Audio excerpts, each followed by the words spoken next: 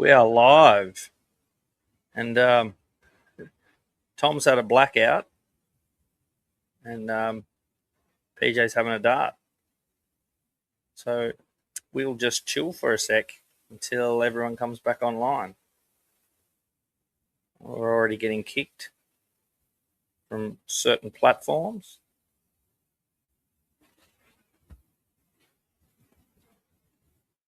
Let's see.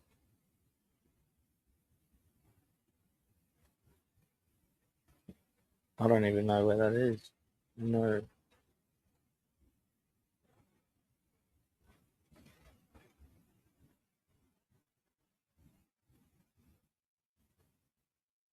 Nope.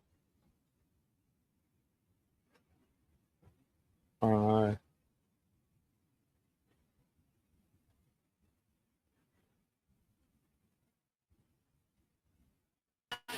The height of professionalism. Yep. Tom's rebooting his modem, obviously.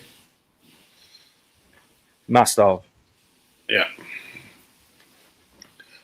Yeah, he had a power surge. Did he call you? No, I heard you guys talking. Oh, yeah, no, he had a power surge and his internet went out and he was like, it's not come back on yet. I was like, Bruss, it just happened. You go. Yeah, it'll take 5-10 minutes. Yeah. Anyway. I know when my modem craps out, and that's a optics to the street, it takes forever to boot back up. Yeah, right. Well, hopefully he's on in a minute. What's going on? Oh, and the comment section is full of fucking ding dong. The witch is gone. Yeah, buddy. It was bound to happen. Oh, when she started. Yeah, go. You know the deal. If she had said no, I'm going to fight for the leadership, they would have had to go to caucus for a vote, which takes up to 6 weeks. All right. So it would have been 6 weeks without a premier, and then another 2 weeks, and they go to election. Yeah, no, she's done. Yeah, Cobb, I knew she was over when she was door knocking for fucking votes. Yeah. She may as well have given up then. Yeah. You know, they probably already knew. She had billions to burn before that finished. Yeah, literally. Yeah. Paid everyone off and then quit. Do they get the salary for life as well, premiers? I believe they do. I'd say so. They're a federal politician. Yeah, they get all the little lovely things, don't they? Oh, yeah, free airfare forever. Tell everybody why we need to, fucking save money on the little things. Just, skip that coffee. And they're getting fucking payouts for the rest of their life. Yeah. Look, good on you, Robert. Bought a Matador. Hopefully, Mr. Tommy. Yeah. Hopefully, there's no feedback from how am I looking, how am I sounding. Well, you look good, feedback. Man. You're always pretty good looking. Cool. All right, I'll keep an eye on. This has obviously happened. You guys probably told everyone. Yeah, can't fucking make that up. What was it? 3 minutes before we went live. Yeah. The van's parked out the front. Yeah, for sure. That's some fucking funny noise. What's that noise? Yeah. And you put a can of Woodstock to your ear. Okay, it sounded like bubbles or something. I'm like...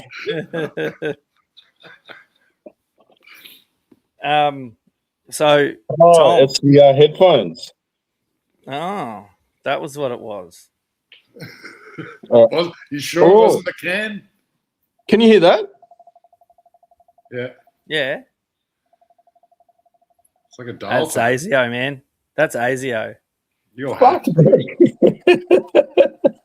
cannot make Steady, this shit up. yes. Steady on the comments. You'll get kicked off. I'll have to Hurrah! Who is this? Is I think it's 8:00 at night. We want to talk to you about solar. it's gone off. All right, cool. Excuse me, sir, madam. My name is John. Yeah, my name is John. You know what? I just realised what I can do. What I can you can do? I can hotspot this. I can hotspot off my phone. Yeah, mint. You know, Are you already doing that, or do you need to? You've got pretty good internet, or something. no, because just so that I've got more. Well, so I can load videos and have more control. Yeah, Not right. that I've got much. Yeah. All right, I'll be back in a second. Cheers. Righto, we'll be here. Oh, he must have been on his phone.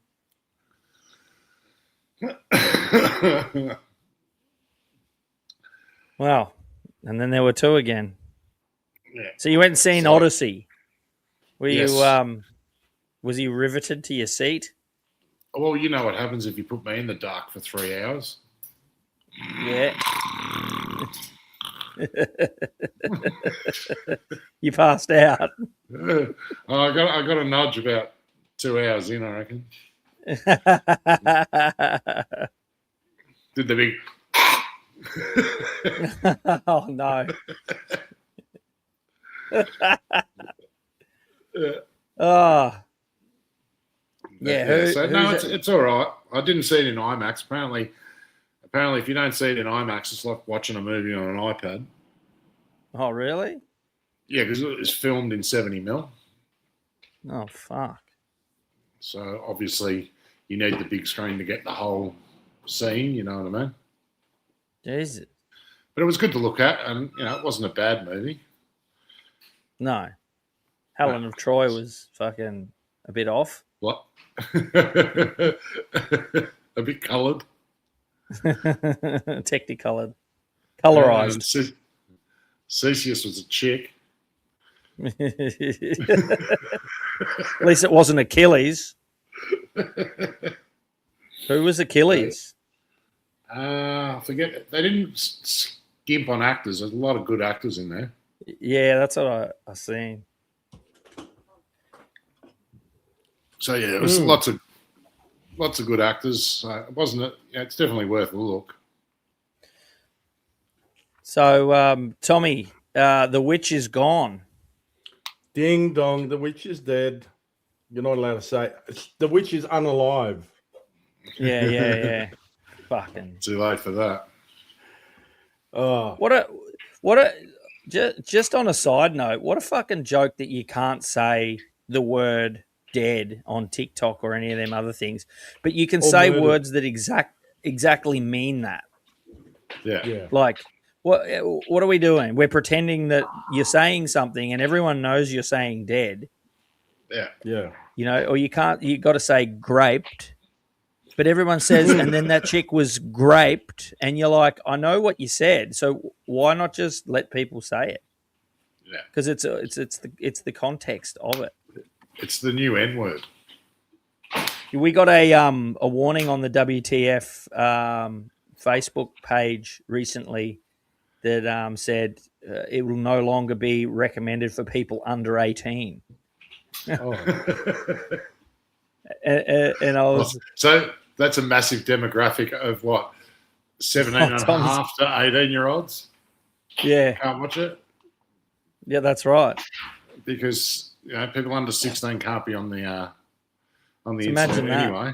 I think we've probably got about 4 18-year-old followers. Yeah. If we go into the stats and have a look. Yeah. What's going on, Tommy? I can't hear you now. Can you hear me? Yeah, I can. Yeah. Oh. It's going to be one of those fucking nights. You're a little bit like Cotton Eye Joe.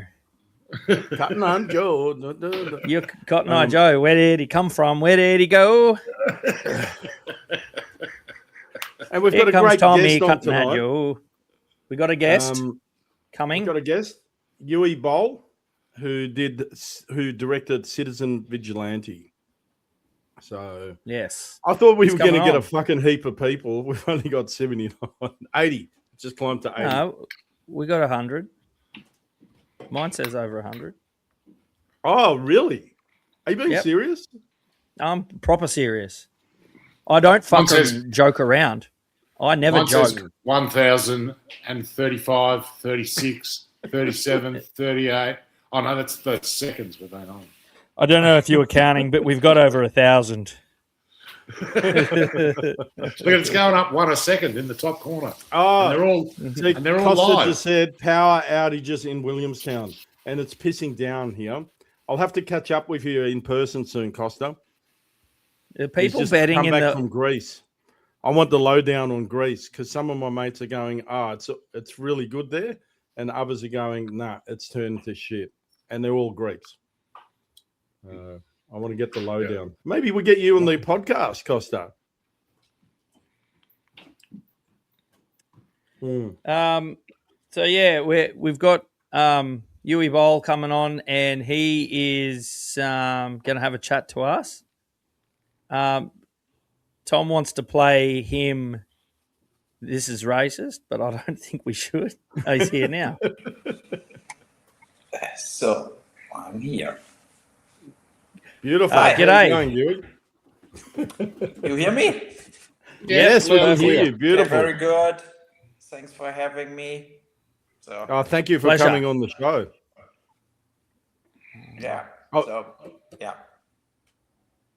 You know what? We'll play the trailer of Citizen Vigilante, which I've got ready for once, and then we'll start talking about it. Okay. Beautiful.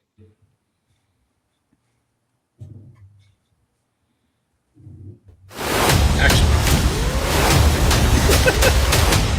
The truth is this. You are all being used. The vigilante citizen is delivering a brand of justice that some believe the authorities have failed to provide, targeting both criminals and those in power accused of allowing crime to flourish unchecked. There's been a lot said about me, so I thought you should hear directly from me. I'm here to help you take that control back. The state, court, police. See, you think that they've failed you, but they haven't. No, they only exist to control you. Do you want justice? Yes. Let's get some fresh blood. You walk down the street and you get stabbed or robbed. He's a real hero. We need more guys like this. What does your country do? Nothing. Our current system is failing to protect our citizens. He's like the real deal. He's playing with us. What if everything they ever taught you was utter nonsense?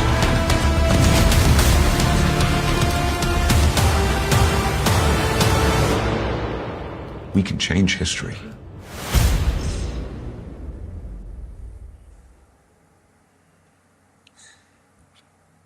So Very good.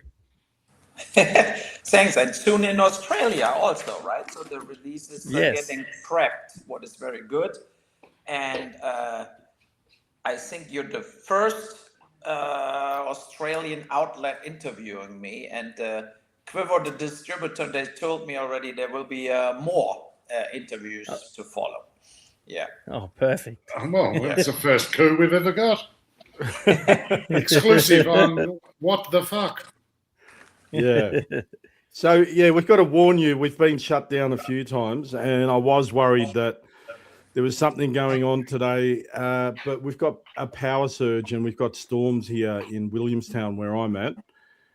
I'm in Melbourne and Wayne is in Queensland, and PJ is in Melbourne as well, but he's a bit further up. So are you getting any storms up there? Yeah, it's wet, but it's nothing serious yet. But I looked at the radar because Joe wanted to go for a walk, and I advised her not a good idea.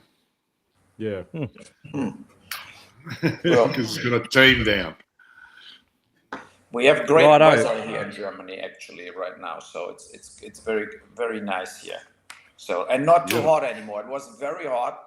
You saw all that fires in Spain and in France, right? Yeah. So, and I mean it's dry here too, but I think it's still not in danger that everything starts burning down here. So yeah. Yeah, that's amazing. That's amazing. How is it? Do you think it's climate change? Sorry. No, I always said to in a podcast a few weeks ago, I started with Greta was always right. Like you have one hot week, and then everybody's already like, see, it's all true. So I mean, that's the crazy thing. Yeah. I always question this kind of like where they actually, when they always say that was the hottest year ever. So I think it's totally like they go there and measure the temperature as soon as it's hot. Going to the hot places so that they every year have a new record. Like even in years where you had like total rain and you feel like, for example, here in Germany this year, before June, you could not even sit outside and have a dinner outside or something. It was really cold. It was total rainy, and I'm almost 6 months, right? So, and in other years, in April, you can sit already on the patio and having a barbecue. So, but I'm sure at the end of this year, they will report again that it was the hottest year ever Yes. Of course. on the record. So it's so absurd in a way, but it is what it is. Yeah. Well, the global warming I can deal with. It's the next ice age I'm worried about. Yeah. Yeah. Well, we already love you, mate, because you're thinking the same way we are. So yeah, but that's why I've been shut down a couple of times, and I was thinking maybe we're already getting shut down. But just a question right off the bat: how did you get into films? I think you've got something like 40 films on your resume. Yeah, I started in Germany, and then I recognized it's not my country to make movies. I have to go to America. I mean, in Germany, you only have dramas and, really stupid comedies. And so in the year 2000, I went to the US and did a movie, Sanctimony, like a serial murder cop movie, basically. That was the first movie I did with Caspar Van Dien, Eric Roberts, Michael Paré, and then I kept going basically with more genre, action, and then I did that video game based movies, House of the Dead, Alone in the Dark. That was kind of, I got the worst reviews ever for that movies, but I made the most money ever on that movie. So, and that was basically the lucky draw that I started doing this kind of video game based movies, who are now in today's time nonstop, So I was kind of a front runner starting this trend, and then they of course attacked me for it. But now, I mean, you have video game based movies left and right every day, basically. Yeah. And a lot of your earlier movies are now becoming, cult classics, or at least very talked about. So it must feel good, at least, to get a little bit of vindication in that area. Yeah, and I mean the mainstream kind of reviewers, they never liked any of my movies. They basically, then on the video game based movies where they had to review them because they came in the movie theaters. So every movie I did also after this got the same reviews, basically. But the audience were always, they liked the movies. If you go on Amazon and you check the audience score, most of my movies have like 4 out of 5. So there's a huge split. And now with Statistics Vigilante, massive too, right? 11 whatever percent rating from the reviewers, but 92% audience rating, like 92% positive. And I think on Amazon in the US is percent 5 out of 5 from the voting. Yeah. And that counts, that for me, the audience counts and not these reviewers who, the shit they like, I will never be able to make this. And I just couldn't do it, so, and that's the thing where I, a long time ago, emotionally split from this. It's not like in the beginning, you're always mad and you, fuck, I want a good review, whatever. But then after a few years, you feel like, nah, whatever, I'm not reading it anymore. Yeah. When was the last time these reviewers bought a box office ticket? Exactly. They get free screeners, free tickets. They don't spend any money for it. And in a way, they of course also bribed from the big studios, right? Yeah, so when they want that invite to the premiere with the dinner and all that stuff, so they're very careful in trashing Supergirl or trashing The Odyssey, all these massive $200 million movies. They're scared to do it because then they could suffer direct consequences. And also, like all these big movies, also they do ads. They book ads in the newspapers and everywhere, and they're not booking an ad in the New York Times for 40 grand if they get a review like 1 out of 5. It's like, it's like they make sure even a shit movie gets an okay review. Yeah. That's why the audience splits are so different. When you look on Amazon and Rotten Tomatoes, the audience and the critics are very often very split, like you said, with across the board.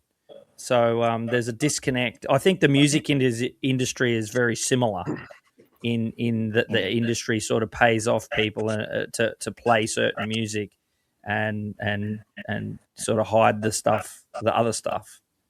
Yeah, and when you see also who owns Rotten Tomatoes, I Googled it. I think it's Universal and another studio. They actually own it. Oh, wow. So we have to Google it again. But because I was always interested, who owns this website or this website or this website? IMDb, who owns IMDb, right? So and we checked on IMDb my movies, and a lot of times when you just count the numbers, I would have whatever was a movie 6.3, but they devalue, in my case at least, people they vote 10 or 9, they devalue it, and my average score is lower as they actually score you would just put in your calculator, what is totally insane. It's like you come to an average of 6.4 if you just every vote you count the full vote. And I got only 5.2 or something like this. It's really like, Trump would always say it's rigged. Yeah, but it is rigged because it's kind of like, it's almost absurd. You feel like that not a lot of people want to see this. They don't react to it in a way they should react. Yeah, absolutely. It's exactly the same as our politicians can give us pie charts and percentages, but they can't give us a dollar figure. Yes.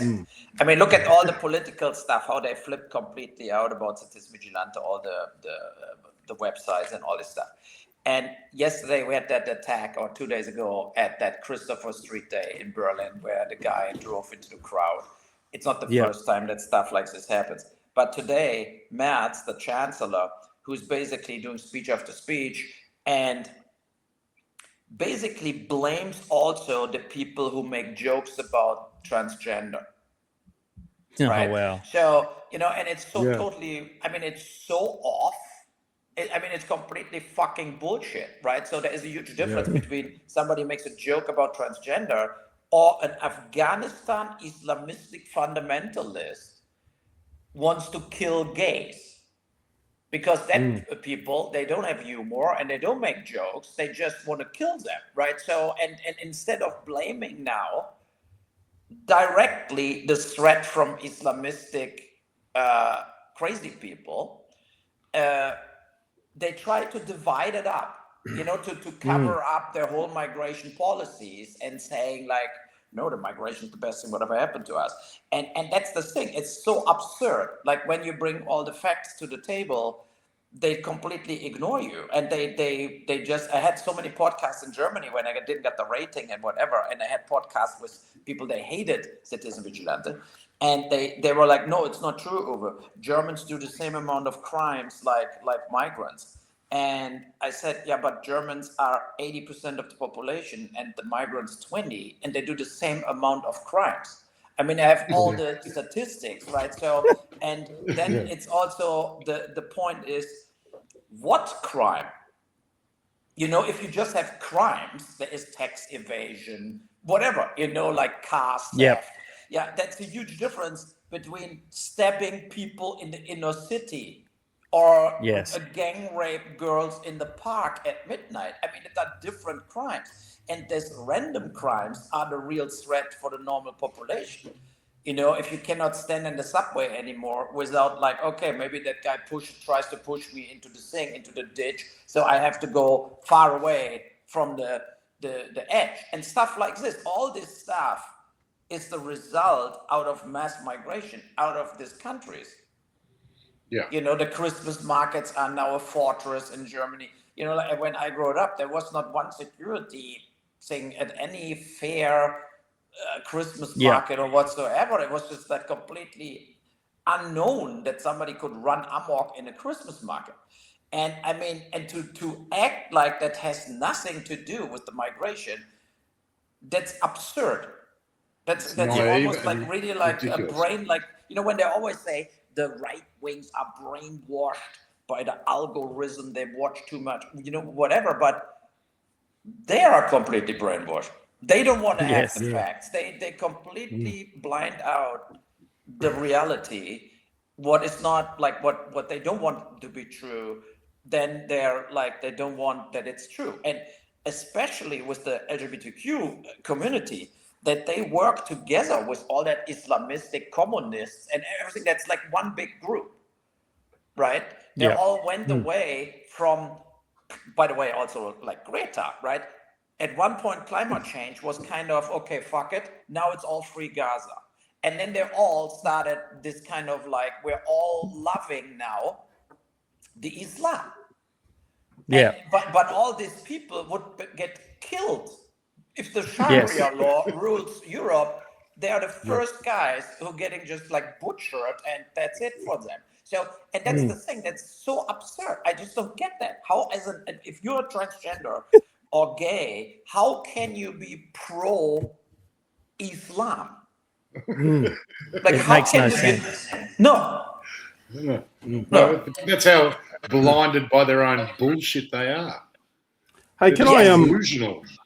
I'm just going to play a little clip that backs up exactly what you were saying. This is actually spot on with what you just said, that instead of blaming the guy the Islamist who drove into the Pride Parade in Berlin, they're blaming the guys that are making the jokes about it now. Here you go, watch this. I'm really sick of this. I'm getting really tired of having to repeat myself over and over again.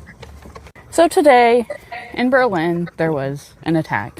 A van drove through a crowd of people celebrating Berlin Pride Parade that they have every year. It's a huge parade. It's one of the biggest.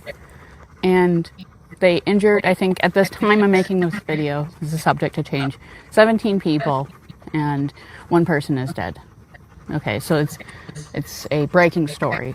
There are going to be things that are going to come out and change throughout the life of the story, you know, average. So the suspect is an Islamic extremist. That's their suspect right now. That's what I read, okay? I'm not going to say anything about the rest of the Muslim population because of actions of this one person. But what I can say is the people who were celebrating about this were all white men, young white men, with crosses in their profiles. Because we've all seen it. We've all seen how you guys react towards gay people and how you wish harm on them constantly. I get a constant hate on my videos, especially about trans people. You're not going to hide behind another scapegoat group and pretend that they're actually the violent ones when it's you. You hold the same exact beliefs that this man who did this attack did. And you're trying to distance yourself from it. And you know why you're trying to do that? Because you're ashamed. And you should be. So she said, "I'm not going to generalize," and then she I'll said generalise. it was only white men. Yeah, exactly. Generalized. No, but that's It the is thing, right? They yeah, do cannot you want to have- comment on that? But it's like they are basically so brainwashed Yeah. that even though he's the guy that killed everyone, it's the guys making jokes, and I don't condone. I've seen it that people are making jokes, but it's basically they're going, "I told you so. This would happen," but instead of going, "Fuck, you've got a point," they go, "Well, you guys are laughing about it now, so it's all your fault. You guys started this." But it's the Islamic religion. Sorry, I shouldn't laugh either, but it's the Islamic religion that does not want LGBTQ people to be alive.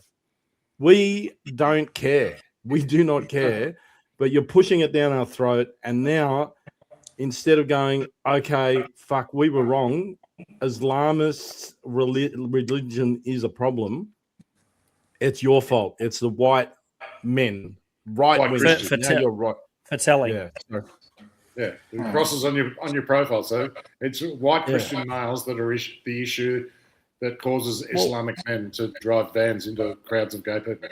All right. Well, you've all heard. I've got no problem with any of the alphabet people, but I can't see why these people are a gang. No, and look, they are, like in England especially, also controlling political positions now. They, Yes. and in New York, the Mamdani guy, whatever, right? So they are acting always peaceful to the outside, but when you actually hear what they saying in the mosque, in these people also, right? So we will control, we get more kids, we take over, blah blah blah. They say this openly, and and that's the thing where I draw the line. I have friends that are Muslims, but they're here for 25 years. The Turkish people working here, whatever, they're not radical. They and that's also in the whole migration talk is like I think also what in Germany, the AfD, the political party, what is now by far the biggest party in Germany, and they still try to disallow the party, right? So because it's a threat for them that they rule in Germany, right? So, but they're basically not more right as the Christian Democrats were under Helmut Kohl before Merkel. Like, they are like a conservative party, and the CDU, like Merz, and before even also Merkel, when now they are more left as the Social Democrats were 25 years ago. They're just all the same. The Social Democrats, the Left Party, the Green Party, the CDU are all the same bullshit. They do everything wrong in Germany, and the people recognizing this, and now they all vote for the AfD. What makes sense? And and that's the thing. But then they say, no, they are Nazis, they are fascists, blah blah blah blah blah. And then you feel like, yeah, but where? Like, you think the AfD wants Hitler Part 2 and opens concentration camps, whatever? Like, even the Jewish population in Germany said the only party we recommend to vote for is the AfD, because they would protect the Jews. If you live in Berlin and you're a Jew and you put like a cappy on or whatever, you're toast. Like, go in the subway, you will see what happens to you in Berlin. If you visible Jewish, you're not safe at all. And that's the thing. It's completely insane, basically, how this kind of facts don't matter anymore, and now it's all wishful thinking. And I mean, we are all here a little older already, and how I grew up, I never questioned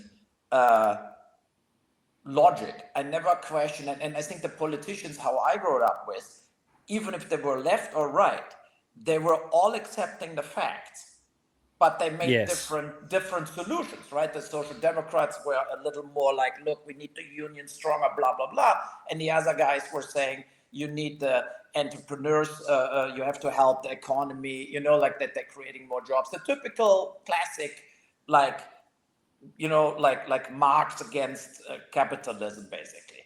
But you never questioned these people that they're completely out of their fucking minds.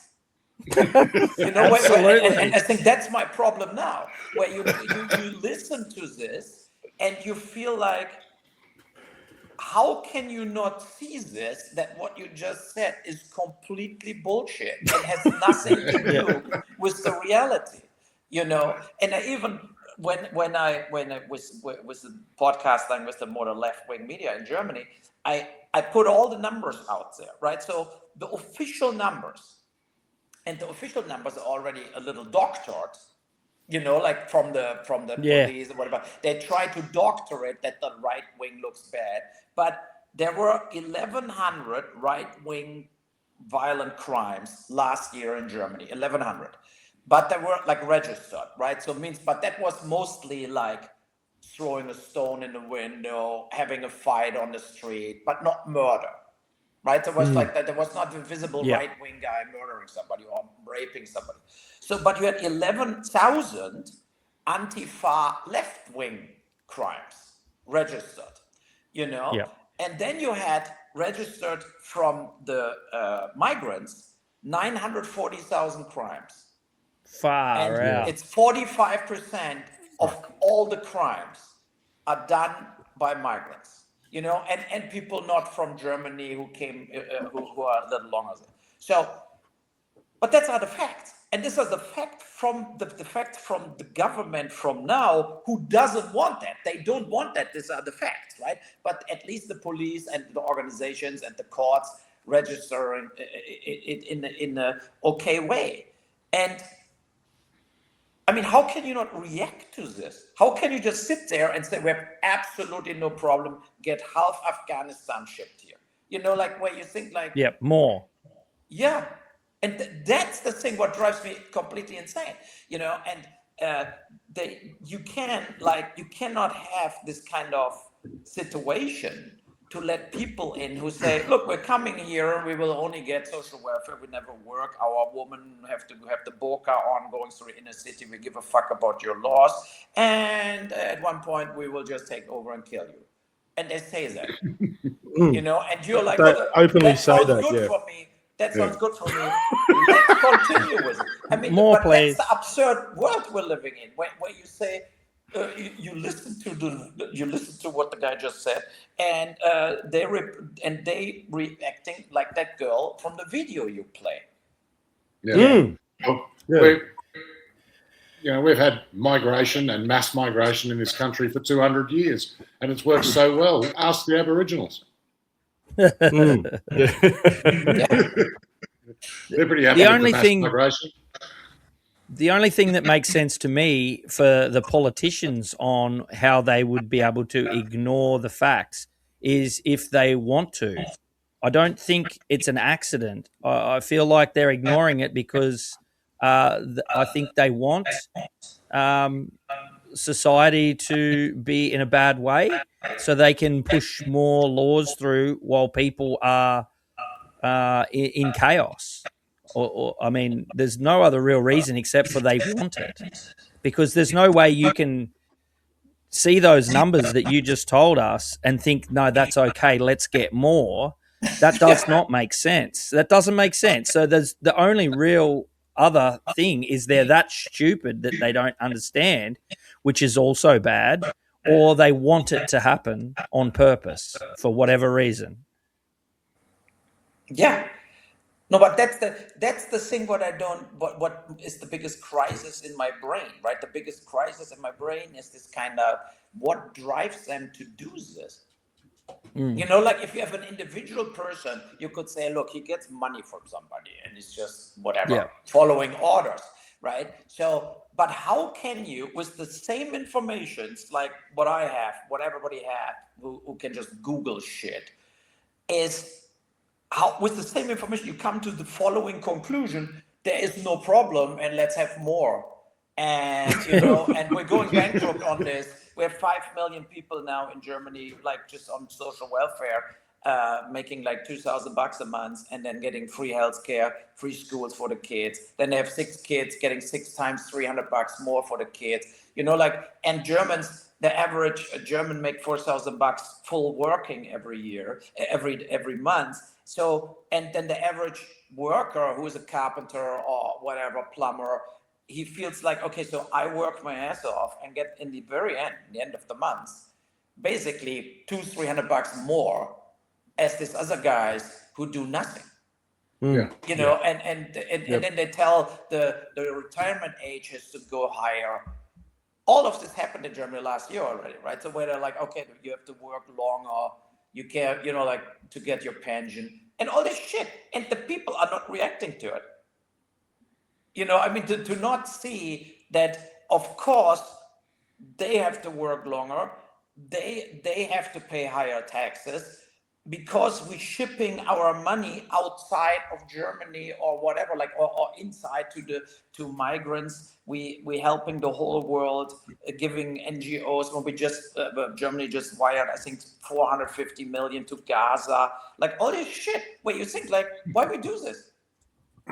You know, like why this kind of idea to say, by the way, you are ruling, you are the government, you are there to protect Germany and Germans, and not having like putting the money everywhere and Germans last, you know, just that's just so idiotic that it makes about as much sense as our government throwing $100 million to stop Islamophobia and another $100 million to stop Zionists. You know what I mean? To stop, Jewish hate crimes. Stop Jewish hate million crimes. each. Yeah, here you go. $100 million each. So anti-Semitic and anti-Islam speech, we've spent $200 million on. Australia's also sent in the realm of $200 or $300 million over to Gaza throughout the last few years. And we ask the same question: why? What are we getting out of this? It's taxpayers' money going to people who don't pay tax. No, and then they're digging more tunnels so they can put more like Gucci bags in what they buy with NGO money. I mean, think about it. when they went into these tunnels where this one Hamas guy was with his wife, and they had like hundreds of millions of cash, right? And she had like tons of like Birkin bags and shit like this. I mean, why they have all that money? You know, so that's stolen money. So this kind of help for the poor people, it never worked. It's the same like when Germany paid last year, there's always a report. So we paid bicycle lanes in Peru. You know, like, and then you think like, I saw the German schools falling apart, the bridges falling apart, and we paid bicycle lanes in Peru. I don't know why Peru needs bicycle lanes, but I never pictured Peru being now all e-biking only through the mountains. I mean, you know, where you feel like, what the fuck? And of course, the answer is very simple. There is a maybe German construction company. They get the money, and that's a clear bribe, right? So they have whatever, like an out thing in Latin America. They say, look, we need a little more money here, a little more jobs. Then they're getting German taxpayers' money, and then they're covering it up as third world help or aid or, you know, development money. And it's all these NGOs and this kind of like aid, 80% of it will be in the pockets of the people they filed for the aid. And maybe 20%, if you're lucky, goes to the help, you know, like to the, whatever, the kids starving or something. 80% gets completely sucked up from whatever, you know, like the people they just do, like, give me $10 million and they help poor people in Africa, and then he pockets aid, or his company pockets aid. So it's a total waste of money. And I think that's the key issue, you know, that it's the governments and all this stuff. A lot of times it's poor corruption and the buddy system. And, I helped you 5 years ago, now you help me out. And it's all happening with taxpayers' money. You know? You know what? I watched the Patrick Bet-Davis interview with you. Yeah. And you were talking about this very project with Peru, we've got the same thing. I think it was 150 million was sent to Fiji to help them with their oil problem because they weren't getting petrol. So Yeah. $150 million was sent to Fiji. That's Like, better we've got than nothing. bike paths, though. Yeah. But it What doesn't about the go to us. Fijis? Do the Papua New Guineans have bike paths? Maybe they could send them some more money to get some bike paths. Once we finish paying for the rugby league team. Yes, that was another 100 million or 50 million. Yeah. Yeah. But I think it's also what I see. What I feel is this, like from my perspective as a German. My parents were born 1933, so they were kids at the Second World War. So they were not like in the war, basically fighting.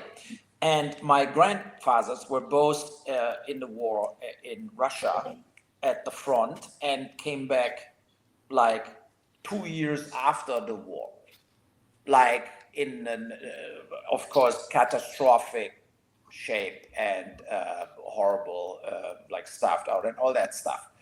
And then then them and the generation of my parents, they rebuilt Germany and created the wealth.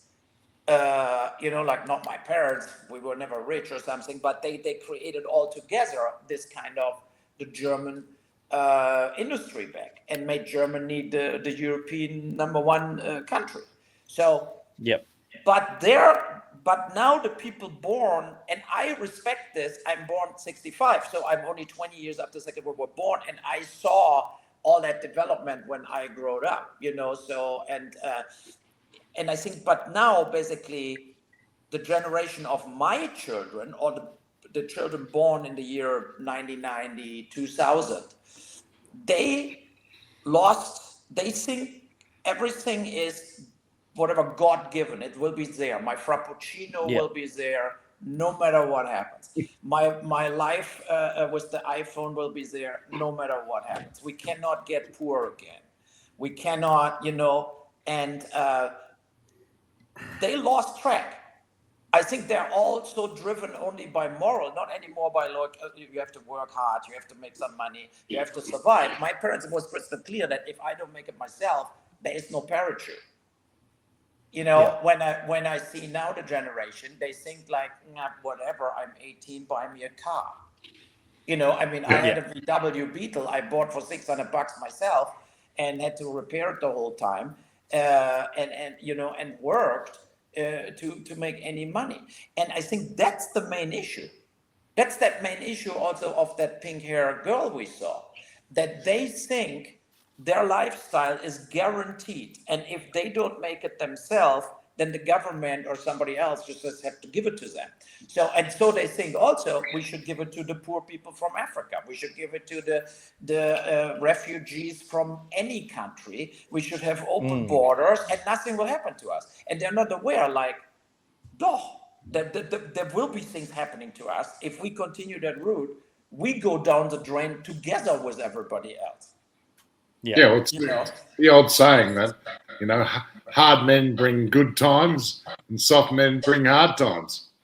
It's simple as that. A generation of soft people are going to bring hard times, and they just don't realize it yet. No, but when the accelerator is too much, you will not turn it around anymore. No. That's also the reason I did this Vigilante, because I know nobody would make a movie like this. Nobody would get subsidies. Everybody will hate the person who will do a movie like this. That's the reason I did it, because I felt, look, we need to shock these people like in this way. Like, guys, at one point you have a battle for existence. At one point it's over. Like, and then it's like not violent anymore, then it will be violent. And then it will be a struggle for survival. And, and that's, I think, it's what they don't get. They also don't get this kind of, they have no experience with violence. right? Yeah. I mean, I boxed for No real 10 violence. years. I have guns in Canada, in Germany. I'm a shooter. Whatever I shot in South Africa, in the Tunnel Rats, the Vietnam War movie. We did tons of movies with violent stuff. And I did a 3 years documentary about the Banditos motorcycle gang, who I know everybody. So I'm at least, let's say, personally not.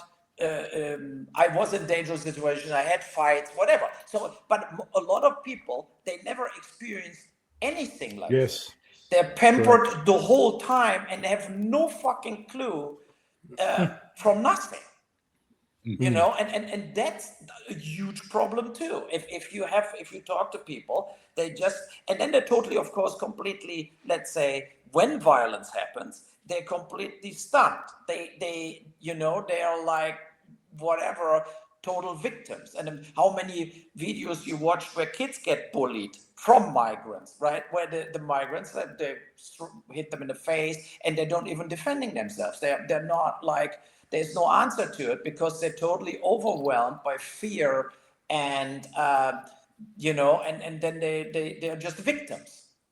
Yeah. And that's all, like, for me personally, hard to watch. And and when I answer to, like, when the Army Hammer says to his family in the end scene of the film, where he says, "Look, I think they're not the best people from your country coming over." That line. Yes, that's a great scene. Yes, and then I got so criticized for this. I'm a racist fucking prick, blah blah blah. And I said, okay, so here's this. I can show you 500 videos where people in all of Germany saying we'll take over, we kill everybody, Sharia law for everybody, German girls are sluts, and you have no problem with any of that videos. But if I make a fictional film, like not documentary, a fictional film, where a guy says, maybe not the best guys from your country's coming over, you flip completely out. But is that not the fact based on the criminal statistic? Is that not the fact, right? So, and it was interesting actually when the movie was basically live on X, and I got various emails from Iran. What is interesting? So like, and I thought, okay, now I get a fatwa on me. Like, you open, you see, okay, the Iranians saying you're toast ball, now we kill you. But it was exactly the opposite.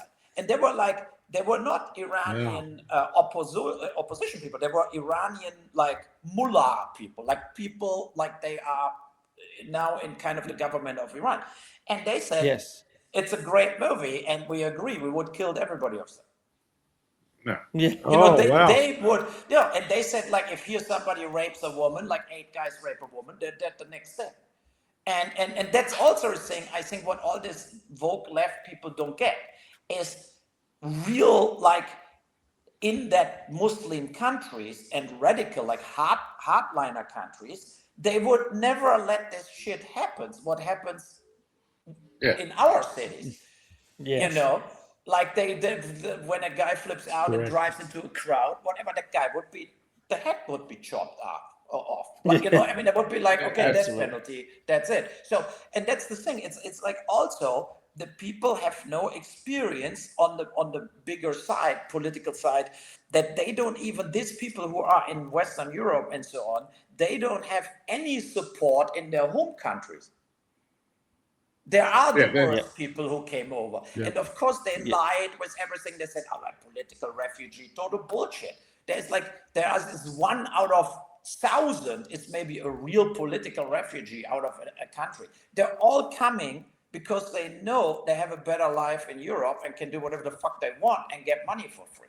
That is why they come. That's the fact. And there won't be the death penalty for raping and doing anything. They'll get a slap on the wrist, and they can keep doing what they would never be able to do in their own countries. Exactly. The behaviour wouldn't be tolerated back home. Yes. That's why they do it there. That's why they do it here. Yeah. And that's the thing, and when you ask why they don't, like, if you go in a different country, you have to play by the rules of that country. So you cannot, like, I always bring this joke in a way when it's like, if I would move to Saudi Arab, I'm not opening a nudist beach. You know, like, I mean, Yeah. I mean, that's the thing. Like, you go and you adjust to the rules there. You know, you're not opening a strip club in Tehran. So, you know, I mean, because then you're dead. And that's the thing. I think that's the point. It's like you need to accept, now I left my country because my country is shit. So now I hope in the new country it will be better, and I adjust to the new country. And I think that's the absurd thing we are living in, that they are coming and then they bring all the bullshit from their country into our country and don't want to adjust, but they still want the car, the iPhone. They want all the good shit, you know, like what they have fun with, and better apartments, you know, better water system and all this stuff, better food. They all want this, but they don't want to adjust their private family religious lifestyle at all. They look down to Christians. They look down to the society they're coming in. They think they're like basically, you know, like they look down to the population in not accepting this life here is the result out of a totally different culture. Yeah. You know, with real technology, with real natural science driving inventions. And all of this, like that's and self-control. Yes, yeah, and self-control too, and morals, and Yes, you know, yeah. you import people from the third world. You turn your country into a third world. It's simple as that. The difference between a first world and a third world are the people. Yeah. Wait 1 second here, KJ. Here. Okay, good. But you have to keep the dogs inside. My sons want to go to the barber shop getting a haircut. And you're not going? Look, you're not going with them. Look, well, He already shampooed his hair earlier. I said, look here, I don't need the barber shop. I have a machine. In 2 minutes, I'm done. So, It's way cheaper. Yeah, that saves money. So, and now the dogs will start barking. Oh no, they're silent. That's funny actually. Normally they're completely out. So, yeah, I mean, So yeah. To try and pull it back to Vigilante real quick. In making that movie, you obviously knew that it was going to create a bit of a shitstorm. Was that the point? You said earlier to wake people up. Was that the point, or were you sort of trying to make? Because I know that a lot of your movies, you've got a kind of a style, and it very much fit the style of the movies that you make. And I thought it was really good. But did you sort of want to create that firestorm as well, or was it purely just a good sort of angle to make another movie? Both. I know it was like, look, I did right before that movie Run. What was also with Amanda Plummer, James Russo. I don't know if it's out in Australia, but this movie what plays in Italy, and it's like a holiday island, and it's like, but the boats coming in every day, you know. And I show one day boat come in, and you have like the local people. They don't make any money anymore because too many refugees coming to the island. And so they're basically mad that the boats come, the rubber boats coming in from Africa. So now you have a situation where one guy, like most of the refugees going then getting registered and whatever, and they are kind of in a camp. But two guys are drug dealers, so they're getting picked up already. And it shows like if you have a full boat with refugees, you have all kinds of people. Right, so you maybe have a few bad apples and whatever. And one guy takes a kid as a hostage, and there is a scene, and that was for me the key scene where I did the movie. So that guy has that kid, and now a professional diver comes from behind and shoots this guy with a harpoon from behind, but he collapses on the kid and kills the kid with the machete. So they're both dead. The kid is dead, and the guy is dead. And then comes that situation where that woman, the professional diver, she gets arrested. Yeah. for manslaughter. Oh. And her father says to the police, "You let her out of jail. No refugees, no manslaughter. Without these guys, there would be nothing happened, and there would be." So she tried to save the kid, but of course they're transporting her away out of the city, and then the father, James Russo, and his buddy attacking the camp, like the migrant camp, and there's a huge, like, kind of a massacre in the end. That movie got good reviews, no problem with So anybody. what was the movie again? What was the I name will of the send movie? you I think the I've watched link. it. Run. The name is Run, and it's. I think I've watched it Amanda. late at night because I love James Russo. Yeah. I didn't realize you directed that. Yeah, I will send you the trailer, or we have a chat function here. I can get the trailer, or just send it to me on Facebook or whatever. Yeah, on Facebook later. So this is amazing. Yeah, I'm pretty sure I watched this 2 years ago, late at night. I love James Russo. Yeah, and Jesus and it's Christ. also, and it was a warning, like kind of a more in a drama, because a lot of side plots, and it all plays only in one day. So it was kind of a warning, like, look, if we get, like, if you overdo it and you get too much, you destroy it all. You destroy the city is bankrupt. Everything is only about the refugees. What basically happened in Lampedusa in Italy, right? That island is toast. And and then I felt, because the subject matter is nagging on me, like, whatever, I felt, okay, they need something harder.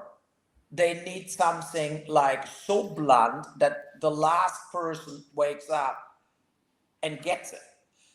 And that is why I wrote Citizen Vigilante, right? So I felt like, okay, so now I don't try to be evening out. Now I focus on just crime and the guy who goes for it, And then this Hamburg cases, in Hamburg, that mass rape case, there were 2 mass rapes where the people didn't went to jail. The judge was all whiny about the not the victim, about the perpetrators, like, all the poor perpetrators. And so, and all this stuff. And I used that case for the gang rape in my movie. And then also this kind of two-faced, the sister sees the rape, but she's not doing anything about it. She thinks, like, all these Western girls are whores, because they don't cover up, and stuff like this. That's all happening. That's all true. And and that's, I think, the point to shoot the movie like this, to have this kind of, the law enforcement, the governments, they all totally dropped the ball. Yeah. Like, they're covering up heavy crimes. The courts are not putting people into jail who are crystal clear, like, violent gangsters. I just wanted to say we've got the same problem here. It seems to be a worldwide problem. Yeah. An Iranian national who drugged and raped a 13-year-old girl in her bedroom will not be deported or jailed and will keep receiving taxpayer-funded NDIS support while living freely in the community, which is disability for us. Arash Farzad spiked a mother and her daughter with benzodiazepines during a fake job interview, then raped the 13-year-old while threatening to cut her throat. He told psychiatrists he had sexual interest in girls of 13 because Ozzy Osbourne was with a 13-year-old and he wanted to try it out. I don't know how true that is. I haven't fact-checked it. But the truth is, and the fact is, we've had a heap of them. But we've had a heap of these people being let go. We just had all over the news a Chinese student, so it's not just Islamists, but a Chinese student that filmed 150 women in a public toilet because he wasn't sure what gender he was, and then the judge let him free. The judge let him free. Get this, because it endangered his degree, and he was studying to be a doctor here in Melbourne, Australia. But it's absurd. It's exactly. It's like basically Catch-22. You remember that movie or whatever? Like, where you live in a balloony world. When I was at the third rating the rate when Germany didn't give the movie a rating, right? It's not allowed to basically put now on Amazon Prime in Germany. Yeah. So yeah, so it's ridiculous. So you have to watch it in Austria or Switzerland with a VPN to watch it when the so and and you buy the Blu-ray in Austria and then they ship it to Germany. And these people from the rating system, they were gendering the whole time, talking. Right, so when you talk, like we say whatever, she or he or whatever, like it's this kind of, the attorney would say this. They would always say the attorney and then the female form additional. So there were a 40-year-old man who are so trained their brain that they actually could gender talk. Like this kind of, it would be too exhausting for me to do all this, right? Yeah. So I say, the plumber is not coming. I'm not saying, the plumber girl. What I don't even know how to say it in English. Yeah. But in Male, Germany, he, you put him. a different ending to a word then. And they were like Tommy's a cis man. Yes, something like this. So they were like, but they were like naturally talking like this. And I was looking at looking at them, and then I know I will never get a fucking rating here. That's 100% wasted time to show them the movie 3 times, and even after the 3rd time, I didn't get the rating. But that showed to me like there are so worlds now in between how people look at reality or they look at things, that's the problem. That's the real problem. Like, you cannot reach these people anymore. They're completely spaced away into no man's land, and you're like, okay, whatever. I mean, They've built a false reality that they live in, and for them, you have to play by their rules, or they don't listen. So you were never going to get a rating, not just because of the movie, but because you didn't tell them that you were a boy or a girl, and to call yourself a he or a him or a it.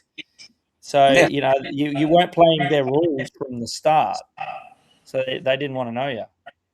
No, but they also were able, in a way, to get in all that positions. I think that was also, I have to say, I have no interest in being in the political, like doing political work or whatever. I make movies, and I cannot sit in a sticky room in the bar and put posts on that, like going around and working my way up in a political party to come in any position. And I think they were doing all of this. I mean, they were actually putting the work in. There were these kids in school nobody wanted to play soccer with. And so instead, they're ruling now the country. I mean, that's also a thing, right? When you see in the German parliament and the German government, there are so many total losers who are basically, they would never make it in any other job. But they worked their way up, and they are now like health minister, defense minister, like shit like this. Ursula von der Leyen, like the boss of the EU now, she was like German defense minister, got fired by Merkel. Then they didn't know what they want to do with her. Then they put her into the EU, right? So like they put her to Brussels because the Christian Democrat under Merkel, they didn't want her anymore. And as usual in the political parties, everybody falls soft, right? They're not getting fired like you're a fucking idiot. Go and be, like whatever. No, it's like we call them ambassadors here. Yes, they go. Then you go to a different country. They work in the consulate. Yeah. So you all fall like soft. And these people are now in the driver's seat. They are in all the political parties. The Klingbeil, like the German, the co-chancellor from the Social Democrats, and is the Minister of Finance. He is proud to be an Antifa member, like proud in interviews, like, I was Antifa, whatever. Wow. And he is never studied anything, never finished the high school.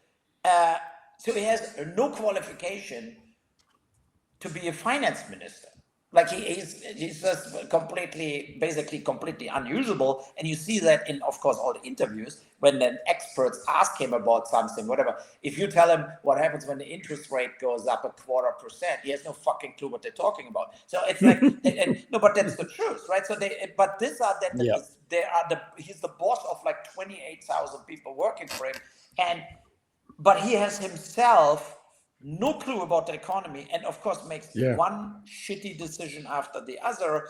And but that's now the politicians who ruling us. Yeah, and so that's all of them. Yes, It's all of that's them. horrible. It's absolutely a worldwide horrible. phenomenon. These people can't get out of university. But they find other losers. They find all the other losers and give them a job as well. And they're like, yeah, you know, you weren't able to play soccer at school either, were you? Jump on board. You can probably be the finance minister. I've never done that before. Don't worry about it. It's not hard. Just make it up. That's what we're That's doing. actually a good analogy. It's all the kids that were bullied or didn't make the soccer Can't team. run 100 meters. No, and they're so righteous, right? So they're totally righteous. And they are sitting then in their suit in the TV discussions and getting invites. And it all looks, because the public TV in Germany is also paid by the taxpayers, so the government controls them too. So it's this kind of, it all looks fine on the outside, right? But then the results are catastrophic. And, you know, where look at before the Green Party, the last government, the Green Party was in it, and Habeck was the economy minister, and he is a child book writer. And then he's a what writer? He wrote books for children. Children's books. Yeah, children's books. Okay. And then he was the economy minister of Germany. And so then when Merkel made the decision, we shut down our nuclear plants during Fukushima, and then the Russian war started, and we didn't get any more Russian gas. They still blowed up all the nuclear, like they shut down the nuclear plants. They blowed up like other like oil driven stuff, and then they had to go, because now we're out of energy in Germany, so they had to go to Qatar and the US and buy liquid gas, right? So what is like, as the Green Party, it's the worst you can do for pollution, the worst you can do for the environment, because it comes with big tankers. So they gave up any kind of, okay, we're the Green Party. They were just righteous and like, we're not taking any more gas from Russia. Whatever, like they made one horrific decision after the other. And then the German industry walked away, you know, produced in China, now in the US, and everything goes down the drain in Germany. Like, look at when you look into the German situation, the car industry, the chemical industry, they omitted like 400,000-500,000 jobs in the last 2 years. VW, like the biggest car maker in the world, they are like close to bankruptcy. It's like, and it's all we've got the same here. They have nothing. We've got plenty of liquid gas for you to buy. You just got to buy it off Japan after we give it to them for free. We've got the same here. We're giving it away. Yeah. Like, sorry to interrupt. We're not allowed to use it. We're not allowed to use the uranium, the coal, and the oil and gas that we dig out of the ground here. Or sell it. Or sell it. We'll just give it away. Yeah, we give it away. So sorry, Uwe, to interrupt. This is how fucked Australia is. We have got the biggest natural resources in the fucking world with uranium, gas, all of this stuff. So, but it's bad for the economy. So instead of environment, for the environment. Yeah. So we don't use it here, but instead of saying, well, we're going to protect the environment, so we're not going to mine any of that, we just send it overseas. We send it overseas to China. Mostly to China. In return, China gives us wind turbines for like fucking, I think each one is $5 million each fan that we buy. It is nuts. Yeah, fan. No, but it's the shift, right? So I think China is the only country right now completely unemotionally taking advantage out of everything. And they think the whole time, the Europeans, the Americans, Australia, they're all like out of their minds, and we have to use it in our advantage, right? So that's they are completely, they have no emotions to all this shit, and they would also never accept mass migration from anybody. So and they in a way they're very clever. So that's how I see it. But as we are moral-driven countries now, everybody thinks it's a God-given right that I have my lifestyle, if I do something for it or not, and and we will all suffer the consequences. I'm more worried about my kids, not about my own. I think I will make it out, whatever. Hopefully I'll live another 25 years, but I will make it out half-ass through the disaster. But I don't see how we are all looking in 30, 40 years. I mean, it will be total mayhem, like Mad Max Part 5. It's like crazy. And that's worrying me, because I feel we could turn it around with like common sense, and really thinking about, okay, that makes sense, that doesn't make sense, and we can never survive or have any moral or whatever without a functioning economy. When you don't have jobs, when you don't have like a real industry, when it's all bullshit basically, and all made out of debt, like, okay, let's go deeper in debt and pay all this shit. That's what politicians in Germany at least doing. The best was that I'm out of time here also. I have to stop the interview. Sorry. We didn't even ask you how long we've got you for. Sorry. It's just been very interesting.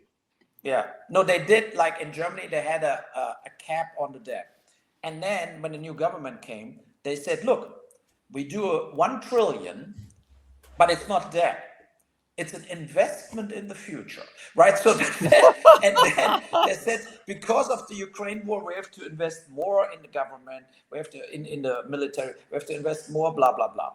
And then within a year, they completely abused this 1 trillion extra investment money, what was, of course, extra debt, because they owe it. They abused it for everything.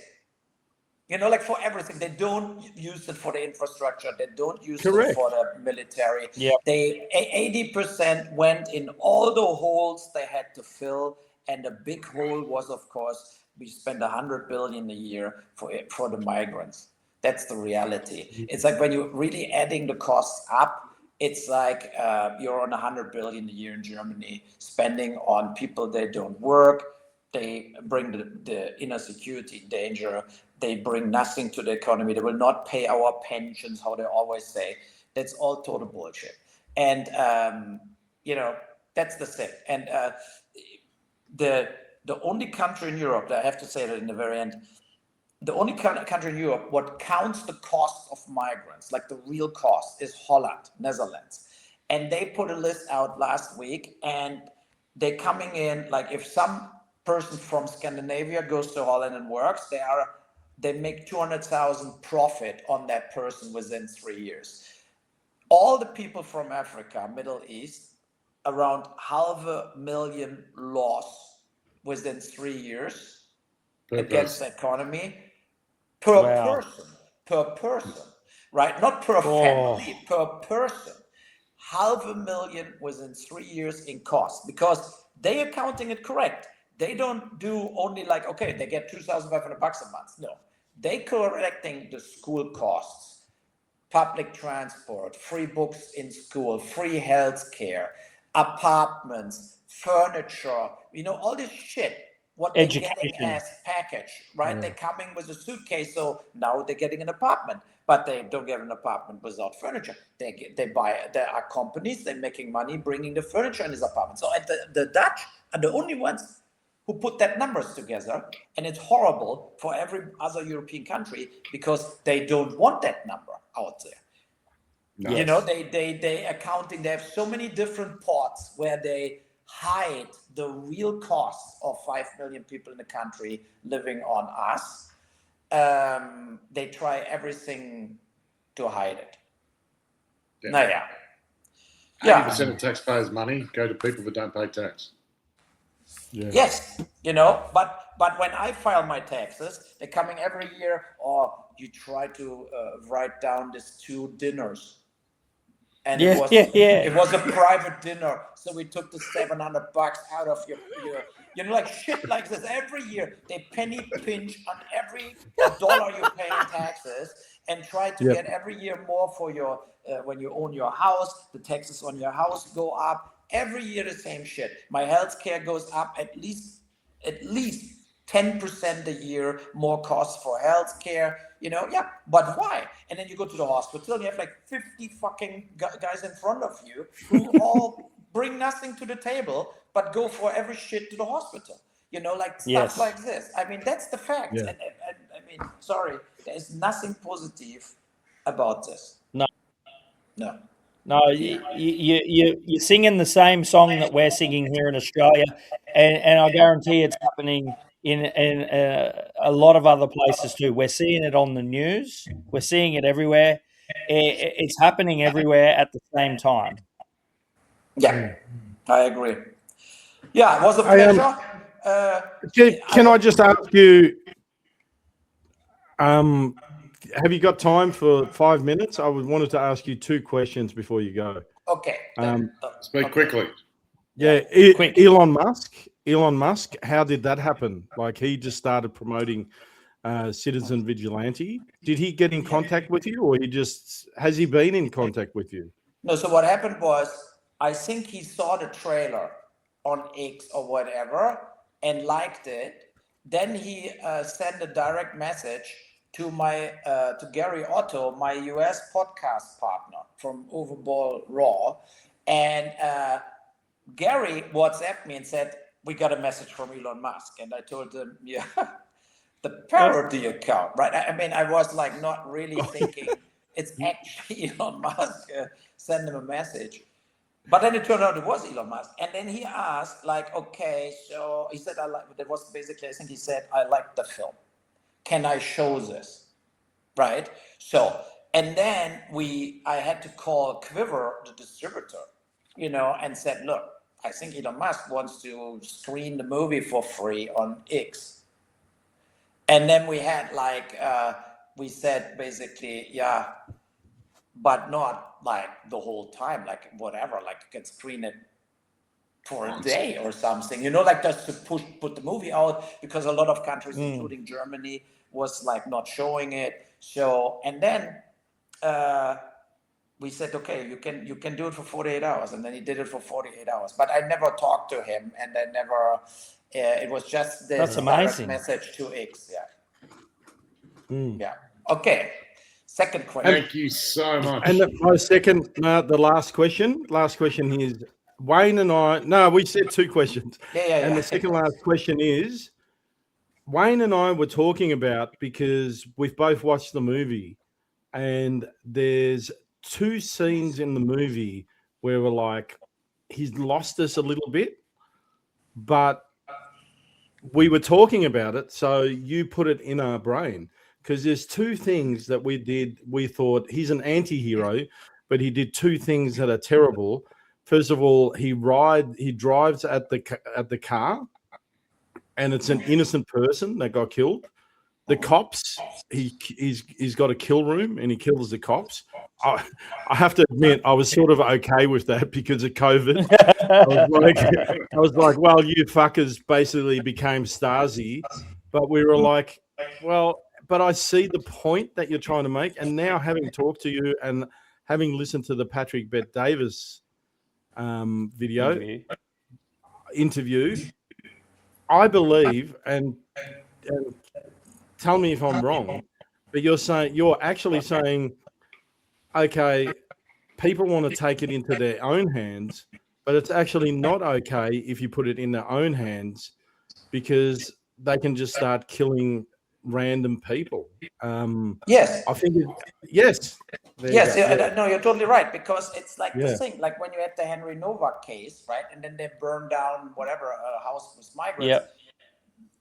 That's bullshit, but understandable, right? Yes. So Yes. that's what that's Okay. kind of the same situation where I say, look, if you overdo it, innocent people will get killed, the law and order is gone, and we have total mayhem, right? Yeah. So that's the thing. What they're not aware is, like, we don't want total chaos. We want that the existing governments getting the curve and doing it. And for me, it was also important to have like Sanders, the guy, is not a hero. He's just he has a military background. He's kind of cold. He was you feel he was growing up in this kind of boarding schools, but he's able to do what he's doing. So I feel that with the car, I had a lot of thoughts about the car too, and Armie Hammer also. But I felt we have to make this point. What he makes there very hard is people stay in their lane, even if it's absurd. That is what he proves there, right? He goes in their lane, and he basically says, look, he just has to change the lane, but he's too stupid to do it, so he's dead, right? Basically. So that's very hard. But life can be very hard too, especially if things coming into action what nobody stops anymore. Like when you have the purge going on, then a lot of people will get dying. It's not necessary that they die if you have proper immigration laws, proper migration laws, proper penalties. So, and with the police, I mean, he warns the police, right? So he stands there in his bunker in the movie and he says, look, just go. But he doesn't want to get catched. Good. Yeah, that's the thing also. And so I try to show him as kind of a cold individual who is doing in a way the right thing, who says the right things, but he is in a way overboard doing it. It's like kind of almost out of control. And I think that it's uncomfortable and confronting.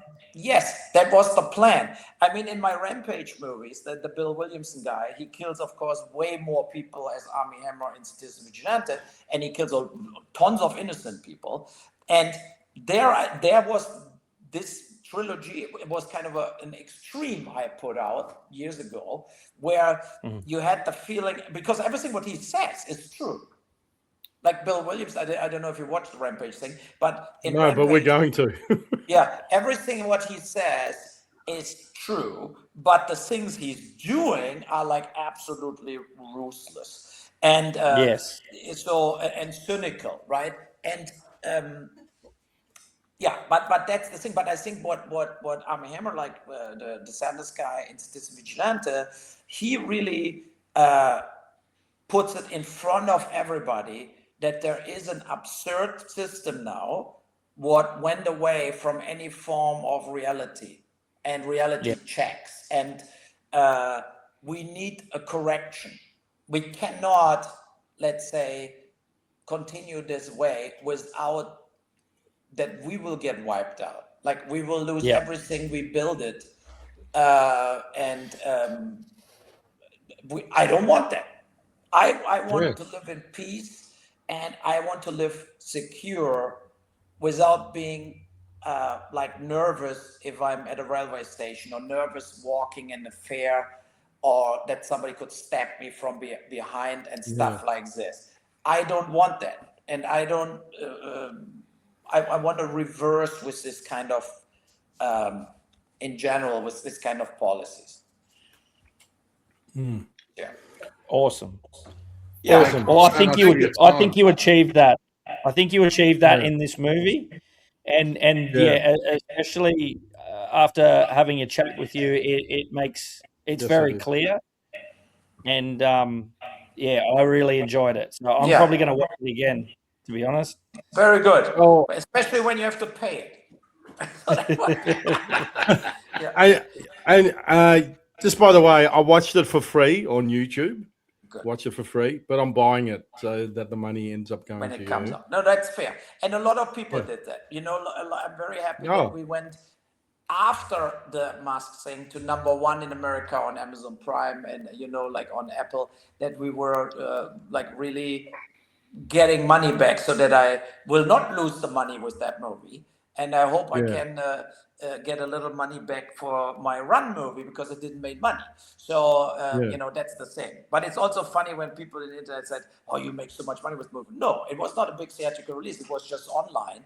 And you know, it will make money, but it will not make tens of millions of dollars or something in profit. That's not. Well, I hope you're wrong on that, Uwe. Yeah, I hope you're wrong too. Okay. I hope you're wrong, man. Thanks so much. You deserve it. Thank you so much. Thanks, Uwe. We appreciate your time, man. The trailer from Run on Facebook then. Yeah, please. Yes, Okay, please. Oh, perfect. Have a good one. Yeah. Bye. Thanks, Thank you, mate. Bye. Thank you very much. And can we have you on again in the future? Whenever you want. Not even a movie. Not even talking about movie. Do you want me to kick you out? I think you're having problems. But can we have you on in the future, Uwe? Can you still hear us? No. No. All right. That's just us. And I'll try. He's still in the... so I'm going to kick him from studio. Yeah, do it. There you go. I think he... Man, that is a big score. He's a fucking legend, and we had fuck all people. We couldn't get Rumble going on Cafe Lockdown, but I'll upload it again. Fuck, man. We'll upload. That was fun. That was real fun, man. He's just, and you know what? I wanted to ask him so many other things about he's the a movie. firecracker. He's Well, a I know, but firecracker. we barely got to talk about the movie, but I didn't want to. I was really happy to hear what's happening on his side of the world, man, and you know, it is comforting to hear people. I got hairs on the end of my neck now going up. Like that was The end of your neck. you Your grew head's on the end of your neck, mate. What did you say? The other end. The NDIS on my neck. No, I said your head's on the am I still end of your echoing? neck. The hairs are on the back. Look at this. Jan Murphy. Farewell. Can we kick you out? Well, he's an immigrant. No, he's not. He's at home. You know what? No. There's three big things that I wanted to ask him about. So I think he's got a Canadian wife. So he moved to Canada, opened up a restaurant in, with fucking chicken schnitzels, in Vancouver. Restaurant. And then it got closed down in COVID. And then he goes, in the Patrick Bet-Davis interview that I watched, he's like, oh, well, then I just went back. I love movies, so I went back to making movies. So he's just a character. And on top of that, I don't think, did I get to add in that the people that, like, he's got Raspberry Awards, which are for the worst movies out. But then he challenged five film critics to a boxing match, and he boxed all five of them and bashed them. He bashed them and he won. I think he's like an amateur or professional boxer. I watched a little bit of the match, that's and good. I'm like, these guys have got no chance. I could see his fucking posture, and it's like, fuck. And Patrick Bet-Davis, said, would you do that again? And he goes, oh, no worries. No worries. I would do that again. You got to watch this Patrick Bet-Davis interview. He's just a fucking... I am still in awe that I got him. I have to say that he just agreed. And then I'm like, am I getting catfished? And I'm looking at the Facebook profile and I'm going through it. I'm like, it looks real. It looks real, but it could just be like a fan. You know how they've got those fan pages? Yeah. And then you know what I did to confirm it? I asked AI. I said, what's the best way to contact Uwe Boll? And it said Facebook profile and came up with that Facebook profile. So I'm like, yep, cool. And then I started sweating because half an hour beforehand, I did not hear from him. And I'm like, oh, well, he's probably forgotten. He's got big fish to fry. And then 10 minutes beforehand, he's like, do I come on now or do I come on in 10, 20 minutes? Like, and I'm like, yep, no worries. Fuck. I cannot believe I'm a little bit starstruck. Yeah. You are. You were smitten. I think, sorry everyone else, but I think he's been my favourite guest so far. That was he was fun. Yep. I just love him swearing his head off about how stupid everyone is. I was like, if you had him in your living room with a few beers, him and PJ would get along. It's pretty good. Well, and we had a Hollywood director on tonight. Yeah. And he's like, yes, not much money, $4 million. Like, yeah. And so, look, that's not much in regards to Hollywood.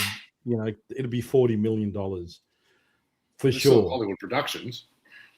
Yeah, but you know what? I have to admit, I watched the first, and I forgot to ask him about the opening scene of the movie. This mother is out with, I think, on a pram with her kid, and she gets her throat cut from an Islamist extremist.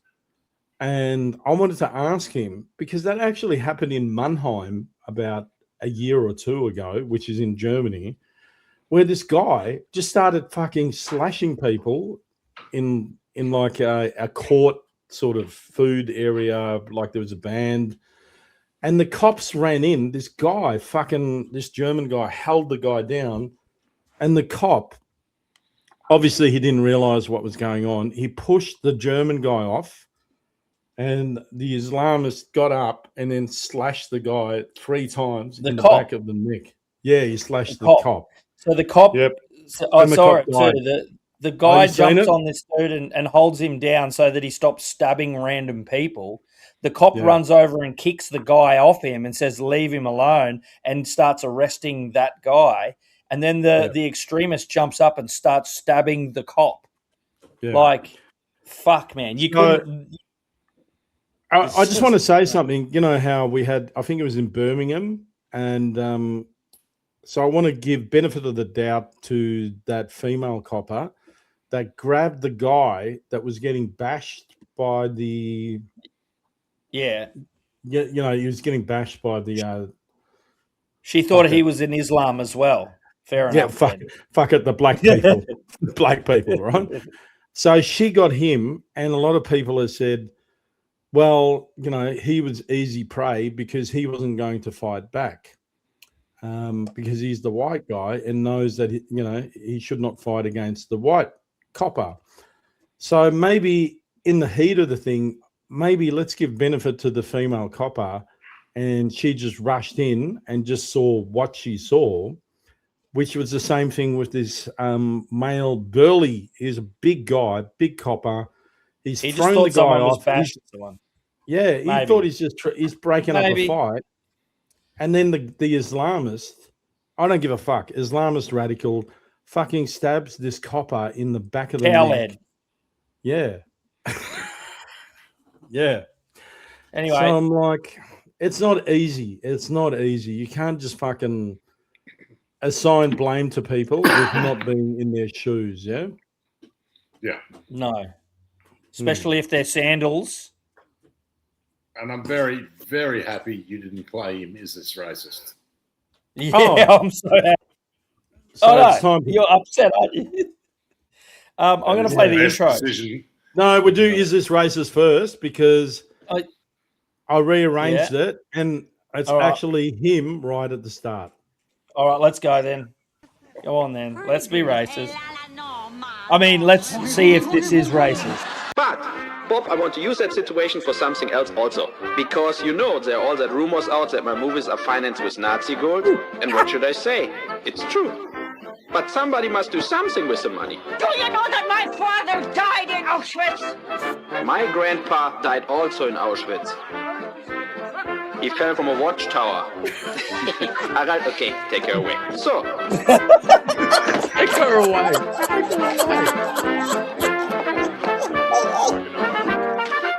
Something wrong, Pop?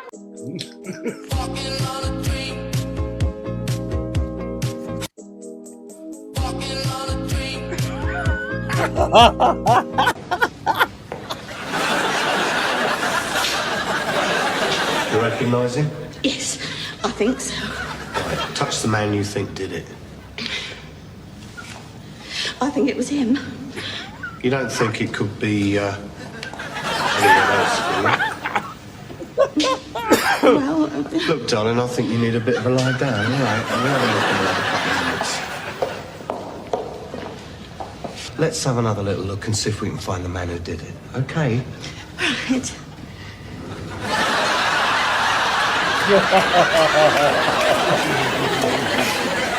I'm not sure. Oh, I don't know.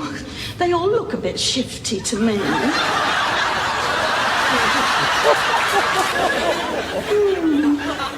Maybe it was that one.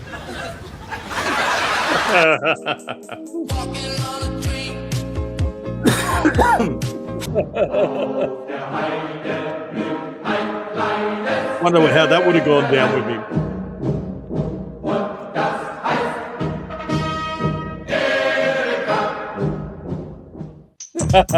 Now this is a story all about how my life got flipped, turned upside down, and I'd like to take a minute, just sit right there. I'll tell you how I became the prince of a town called Bel Air.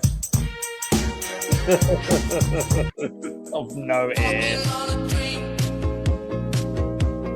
Good. Make a fist for me. Make a fist. Do you remember this? Relax. When I met Zion, I said, "Why do you want hands?" Zion, why do you want hands? He's a very, very intelligent young man. He said, "I want to swing on the monkey bars." Smith, this is for you. What is this? This is cotton. Smith, look. Cotton? Cotton. I never got gifted cotton. You are Lapidel? Yeah. Cristiano, my friend. Why did you give me cotton? Yeah. W gift, chat. It's my love. It's my love. W gift. Bro, y'all be gifting me anything in China, bro. I'm not gonna cap. Thank you. Nice. Yes, sir. Yes, sir. So you know before. That's brutal. He didn't even get it. That's picking him. Yeah, I know he was. You serious? You got to put that at the end of every one. Yeah, that was brutal. That was fucking awesome tonight. Yeah. I'm still in awe that, and then I started looking up his resume. He has worked with Jason Statham, Costas Mandylor, Christian Slater, who I started watching Alone in the Dark. It's a video game. I wanted to ask him about how did he get fucking the copyrights for the games, or did they approach him? I'm like, so fuck. Look, it was a really good interview. I don't really care because we got so much out of him. He's just fucking. You know what? And he's a typical German. He reminds me of my fucking dad, basically. Just, but yeah, my dad's 90 now. So, but yeah, it's typical fucking German. Look, and you know what? This is why you get banned, Bess. You just keep going, laugh, bah. Like, you know what? And I think they're probably thinking this person is trying to sell something. It's just like, oh God. Right, let's do the intro. Oh yes, please. I fucking need that. This is a fucking What awesome the What the fuck is this world? What have they done to us? What did they do to us? And you know how much I'm going to do with the deficit this year? You know how much I'm going to do with the deficit this year? I'm going to do with the deficit this year? How much I'm going to do with the deficit? $1,500,000,000. You know how much I'm going to do with the deficit this year? I'm going to do with the deficit this year? How much I'm going to do with the deficit? You know how much I'm going to do with the deficit this year? I'm going to do with the deficit this year? How much I'm going to do with the deficit this year? How I'm going to do with the deficit this year?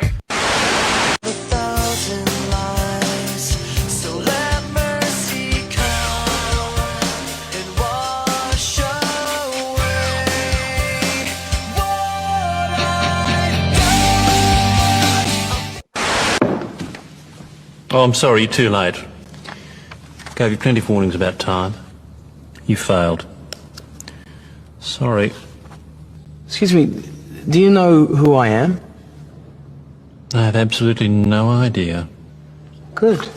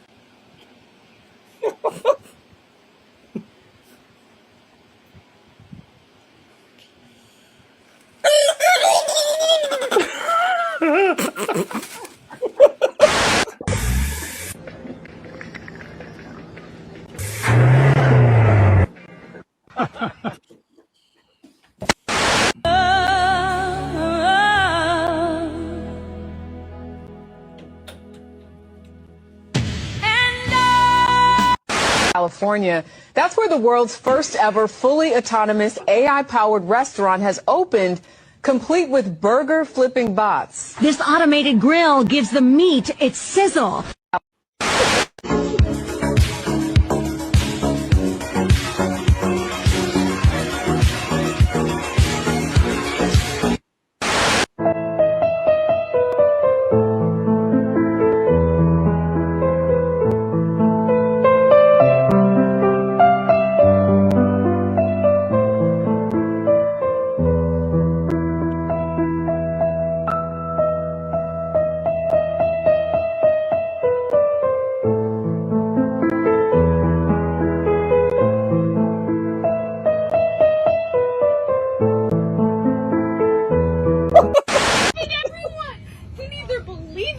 Cannot believe it. I don't give two but I am telling you right now, that mother back there is not real.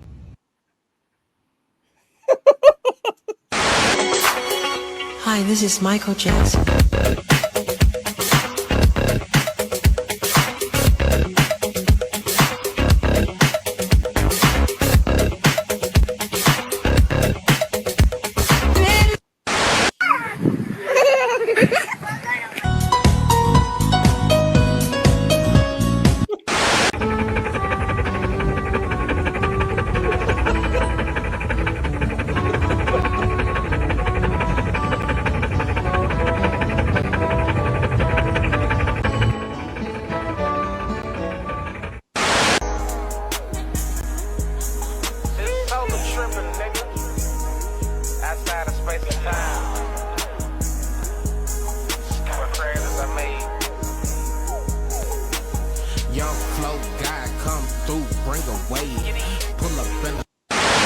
How I start my day as a racist TikTok influencer. I make sure that the sun is rising. It is. Next up is a skin color check. I'm still white, thank God. Then I check my goblin trap, see if I've caught any goblins overnight. It's always important to check the edges of your coins. Make sure they haven't shaved them.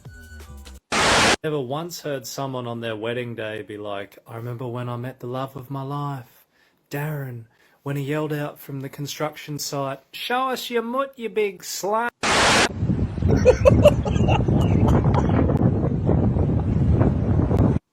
You're reading Rainbow. The book I read is called 1984. It's about a guy who thinks the government is lying to him.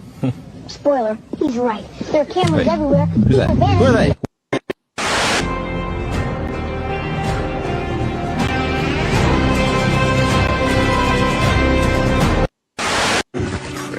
Watch where you walking, bitch! What did you... Wait a minute. I'm white. Where you going? Don't you ignore me! This is a perfectly good moment to throw your life away!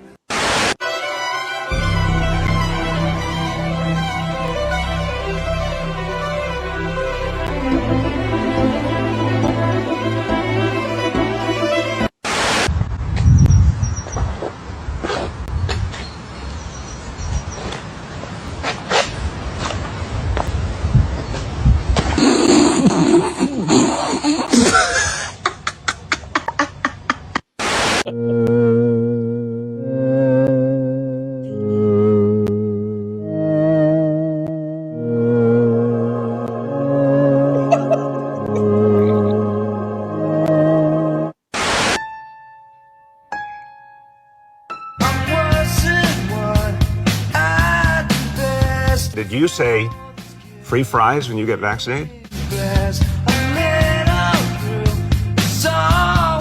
I got vaccinated. You're saying I could get this? These delicious fries?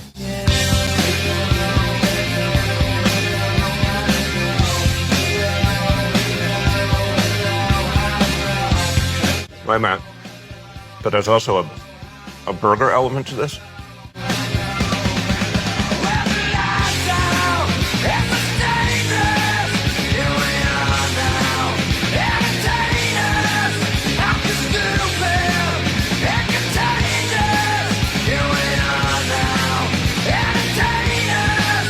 If this is appealing to you, just think of this when you think of vaccination.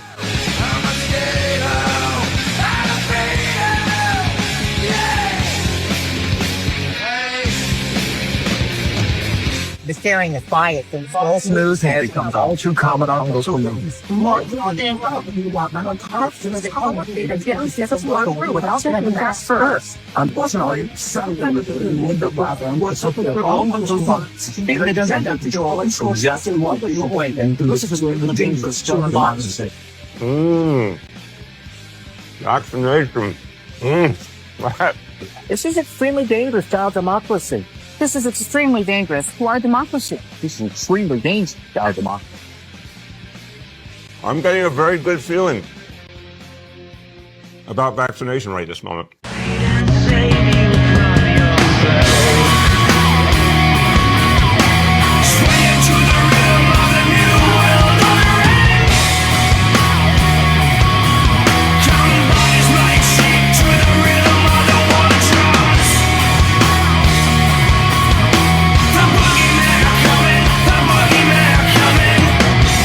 They don't know what the fuck they're doing. Do you understand that? Keep your head down, don't just sleep to the rhythm of the war drums.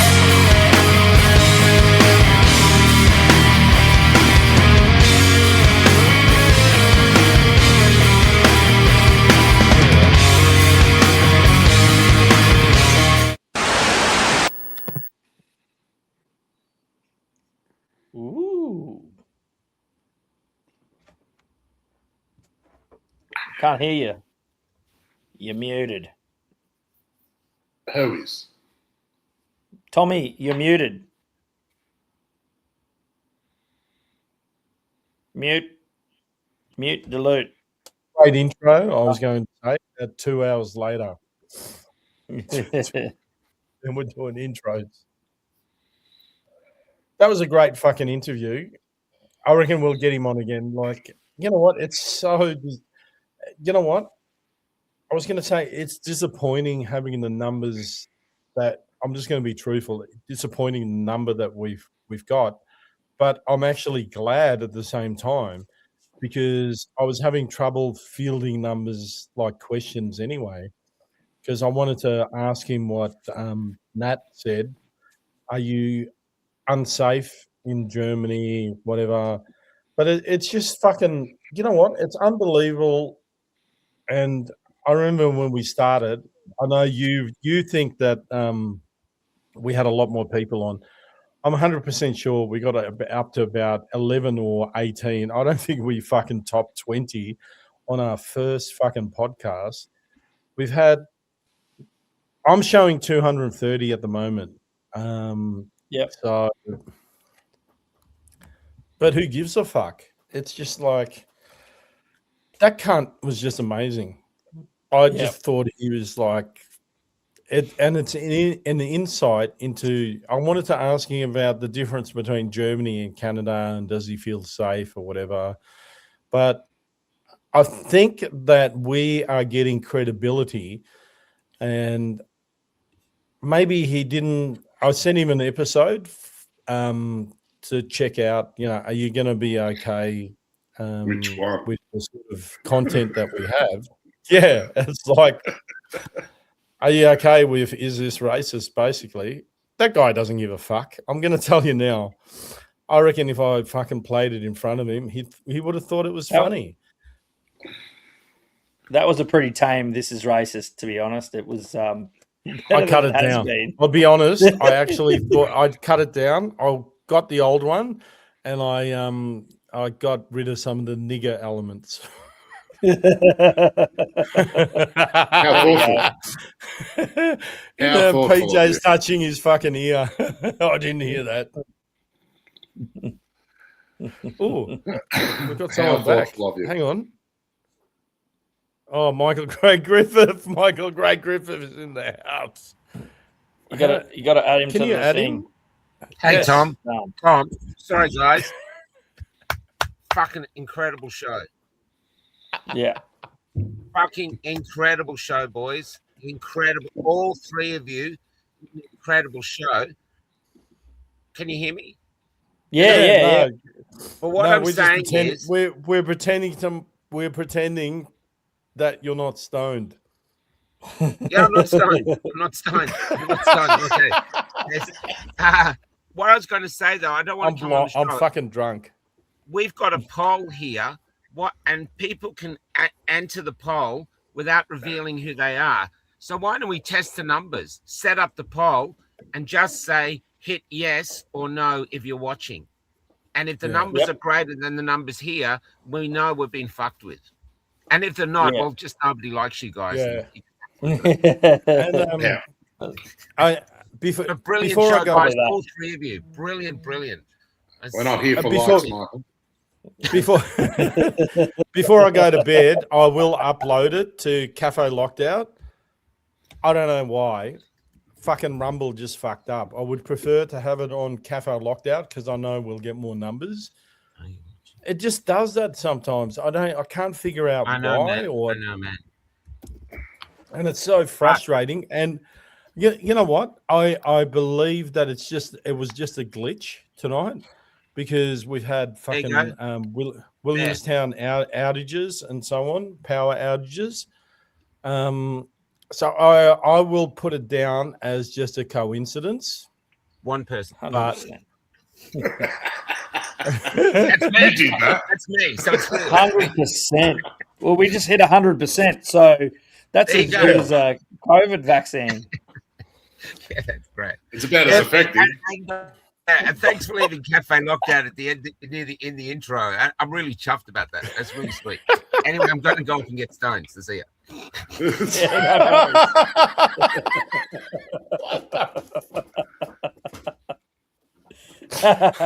I just pointed out. We know you're stoned. And he's like, no, I'm not. And he goes, anyway, I'm going off to get stoned. That's all right. They've been counting your drinks tonight, and you're absolutely murdering me. Oh yeah. I've had. Oh, this. Oh, by the way, have a look at this. Can you see it? Yeah. Oh, there's 12%. It's a drink. Oh, Oh, yeah. 8%. You've been knocking them back like lolly water. Yeah, Got I had party 5 starters. of them. Yeah. I had That's 5 of equivalent them. to- That's almost 12 pots. He gives You're us a bit two cooked standard today. drinks. There's 2 And I standard was. drinks in each Tom, one. so So yeah, when you called me, I was, and I'm still am. I'm sick as a dog actually, and I went. I'm not going to drink. I'm having tea beforehand. I'm having fucking milk. I'm having all of this shit, and then an hour and a half, I was getting frustrated with putting things up for the night, and I went. I'm going to go to the bottle shop and fucking get cans and get blind. Who cares? Have a look on the side of the can. How many standard drinks is in one of those cans, mate?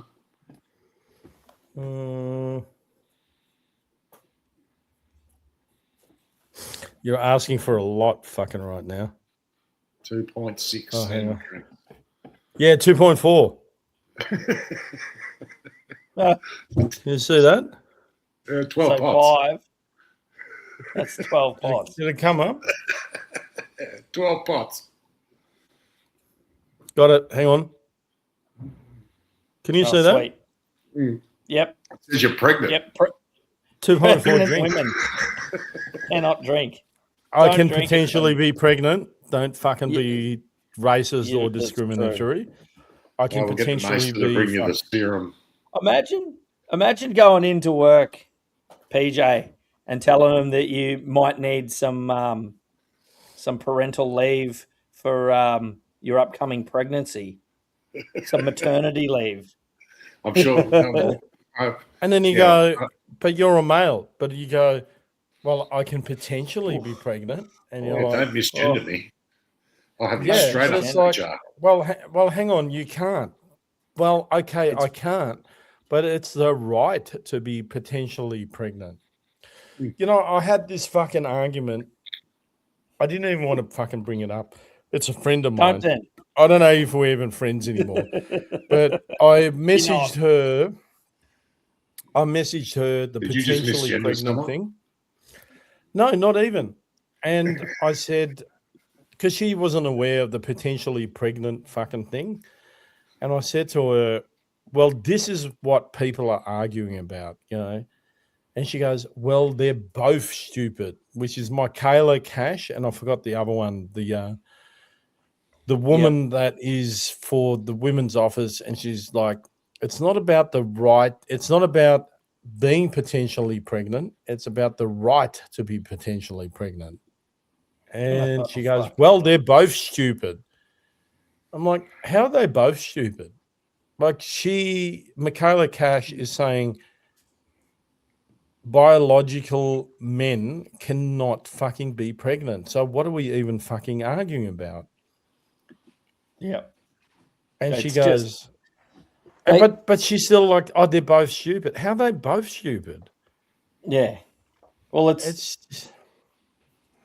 exactly like old mate said. It's just this fucking weird, retarded fucking lack of real logical ability and reality. Yeah, I've got this curved sense of reality. And like, like I kept harping on about, is that, it's an old saying that hard men bring good times. Yeah. Good times bring soft men. Oh, soft men make hard times. Yeah, that's it.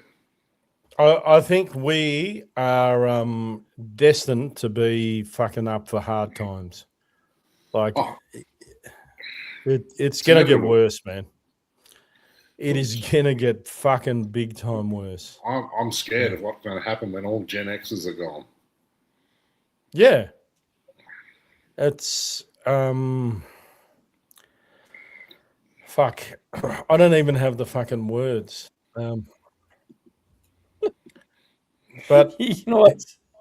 I'm just laughing at the poll. Are you watching? No, I'm not watching. The only way you can see it is if you're watching. That's almost like when you're at the airport going through customs and they're like, "Are you a terrorist?" Yes. Oh, I mean, no. How do I even caught out with that question? How do I even fucking click on this? Well, it says there, are you watching What the Fuck Now? Type 1. If you're not watching, you cannot see this poll. Yeah. That's a fucking good point. And the man who wasn't stoned. He wasn't stoned. He is now. Hey, he is now. Yeah. Get that right, yeah? Jesus Christ. Everybody's been asking about the Cookers show, PJ. I think it was a bit of a hit last week. Nice. I mean, you guys went off. I've got to play it again. I'm sorry. Mate, I'm going to do a pineapple fucking steak next week. And I'm going to do it live. Somebody's written no. No, I'm not watching. You've dropped our percentages down. Right, this. Fuck, is it coming? Is it there? It's like the Salem witch trials when they threw. Only 96% are actually watching now. I've got to play this again because you know why? I've talked to a few of my mates and they're like, "What are you talking about?" And it's real. A biological male can't become pregnant. But the grounds of pregnancy includes potential pregnancy as well as pregnancy. But if they can't become pregnant, how can you then become potentially pregnant?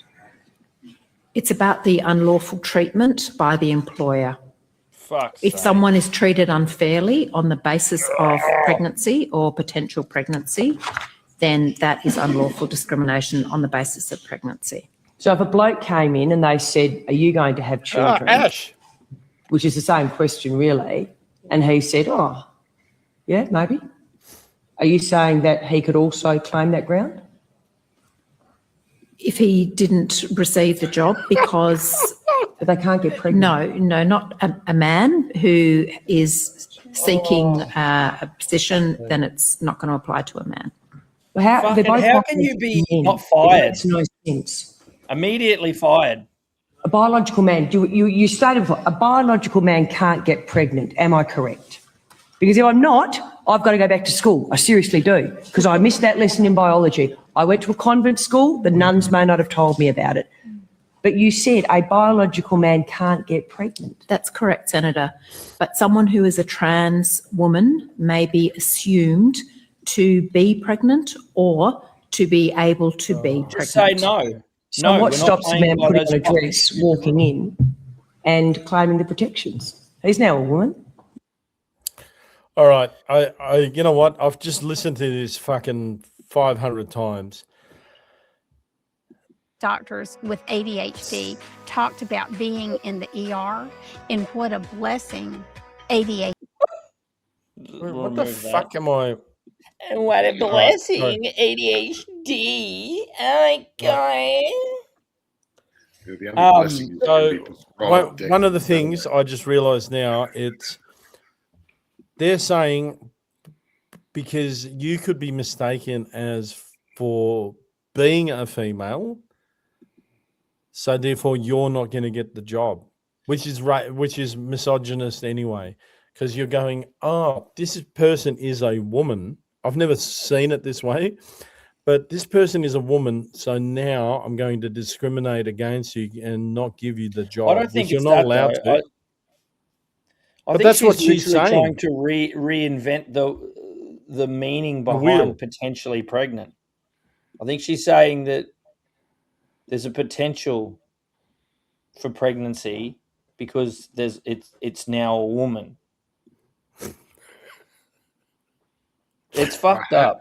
Can you believe we're even fucking talking or debating about this? I'm not. It's just retarded. Nah, it's not a valid argument. Well, it's their taxpayers' money. I'm gonna go have a piss. Let me know if you can hear me having a piss. Yeah, take the webcam. Bring us back something.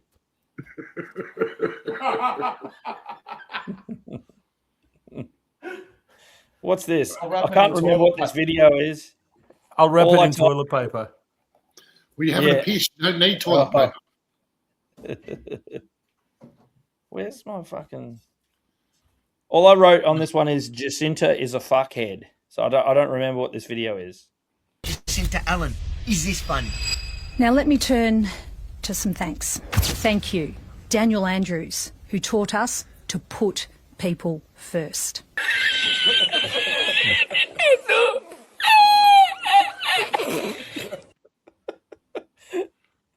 I'll send that to you today. You did. I think that argument in Parliament has affected Tom very deeply. Well, he's going to give birth. He just said, I need to have a piss and I don't have toilet paper. No, because he said he was going to bring something back, and he said, I'll wrap it in toilet paper. And then he said, okay. I don't have toilet paper. Because remember the people talking shit, and old mate brought his actual shit back and tried to give it to the chick that he was trying to impress? Look at this. That is still, to me, is fucked. It reminds me of a story that I'll tell you in private. No. Awesome. Hey, have a look at this. This did my head in. I don't know the numbers, but it's made me kind of want to check if I could be fucked, which I probably won't be because I don't have time. The official numbers for world population released by the United Nations, as of now, have just surpassed 8 billion people living on Earth. In 1800, there were only 900 million members of the human family spread across the world, raising to 1.65 billion in 1900, and skyrocketing to nearly 7 billion in the year 2000. Now, in 2023, we have allegedly just passed the 8 billion mark. Given past failures and the many lies spewed by the UN during recent world events, however, it is fair and justified to remain skeptical of such statistics and to do some independent investigation before blindly believing. By collecting official statistics and doing your own math, it is difficult to find a way for these numbers to add up. For example, India supposedly has a countrywide population of well over 1.4 billion citizens. But when practical calculations are made using the UN's own numbers, how they could possibly conclude such a high figure is clear as mud. Taking their official figures of populations from the largest 300 cities in India, from 12.4 million in the biggest city Mumbai, to just over 100,000 in the 300th placed city of Aurangabad, and adding them all together, that barely accounts for 200 million of this supposed 1.4 billion. If all the 300 places with the largest populations in India taken together only account for 200 million people, it is statistically and geographically impossible for there to be another 7 times this number mysteriously hiding out in the remaining small towns and villages with populations all lower than 100,000. A similar situation occurs when adding up the official figures for the entire world's 300 most populated cities. Taking the UN's own official statistics, from 24.1 million in the world's largest city of Shanghai, China, to only 361,000 people in the 300th largest city of Beirut, Lebanon. The combined figures only come out to approximately 1 billion people. Even after adding all the statistics calculated for surrounding metropolitan and suburban housing areas around each city, the total only amounts to around 1.5 billion. Where are these other alleged 6.5 billion people hiding? Being generous, independent analysts have estimated at most another billion people could possibly be spread out across the world's rural countrysides, still putting the actual number well below 3 billion. The likely reason for these exaggerated statistics is that governments are incentivized to lie about population figures in order to collect more. So, I don't know. Can you send me that? Yeah. I'm glad you can you hear me? Yeah. I'm glad you showed that because I'm going to work on this Chinese woman. I'm going to try and find out I'm going to try and find. I'm going to work on this. You're going to work on it. Came Has she got some melons? She For got you? a little bit too much information for the internet, my friend. But apparently, this Chinese woman said she's a refugee from China, obviously persecuted by the communists, and she said it's all bullshit with that they've got like 1 billion people over there. It's like half a billion, like 50 million or something like that. So I've seen that video as well, and I've been trying to hunt her down. Oh fuck, that sounded wrong as well. It's proper. Yeah, so you're working on someone that you're hunting down. Yes. Yeah. Well, sex pest at all?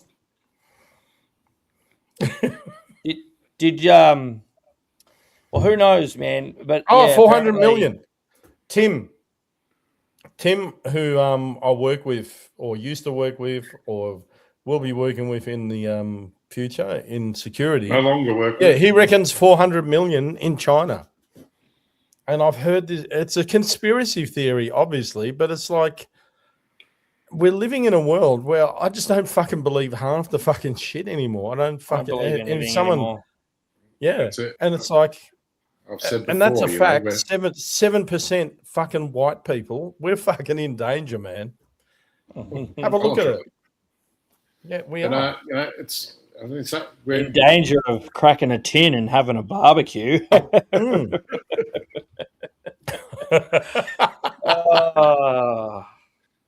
the way, I watched Masters of the Universe about a month ago with my son. Did you? It's Was not it a gay as bad AIDS? movie. whose Pornhub login did you use? I really, Is that your Grindr account name? I really wanted to like it because a mate of mine, Dale, he went and saw it 3 times, and I'm like, "Fuck, this must be good." Like, and it is a throwback to the '80s, but I thought it was okay. I thought it was all right. I'm like, I wouldn't go see it at the movies fucking 3 times, but Sounds and I really want homoerotic to me. But you just reminded me because you did the ha ha ha ha ha ha ha. Remember how they did that in the comics, not in the comics, in the fucking animation. Cartoon.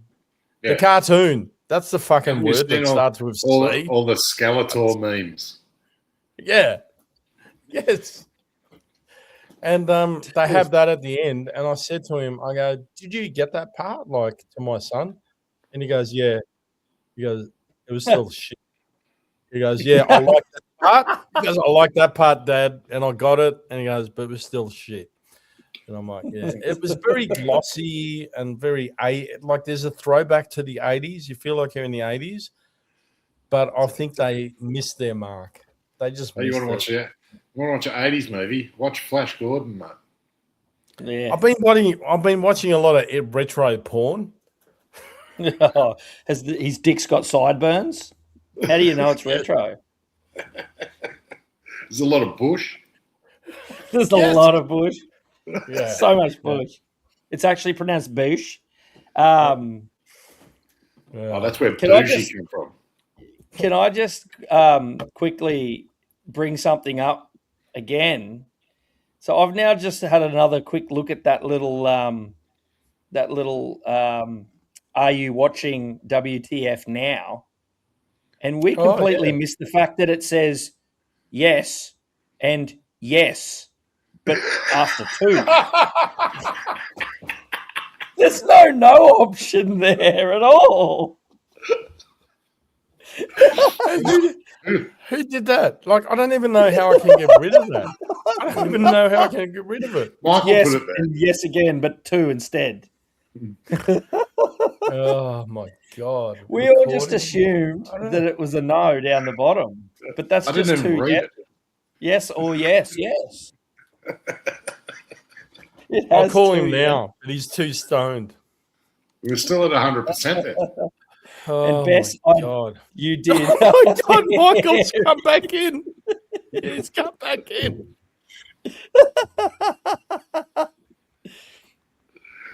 Which of you morons is the most sober? Which of you morons is the most sober? Which? You wait? Okay. Yeah. It's not a poll.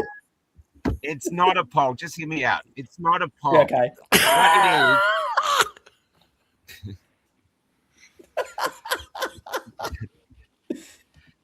Yeah, that's what she What said. it is, yeah, what it is you guys don't know your real numbers because we only see the numbers up here. It's hardly any. So I'm asking people just to type 1 or 2 to say that they're watching. We don't know their names. We know they're watching because they're watching. I get it. But I want to see if the numbers on the poll equate to the numbers we see, or whether you're being lied to the numbers. Yeah. Okay, so that makes sense. But you have to be on the podcast to see this poll. Yes. You have to be on the podcast to see the poll. Well, that's I know. But if we want to see the numbers, if they can just say yes, I'm watching. Yes, I'm watching. Stop it, Tom. That's not a poll, Tom. That's a button mushroom.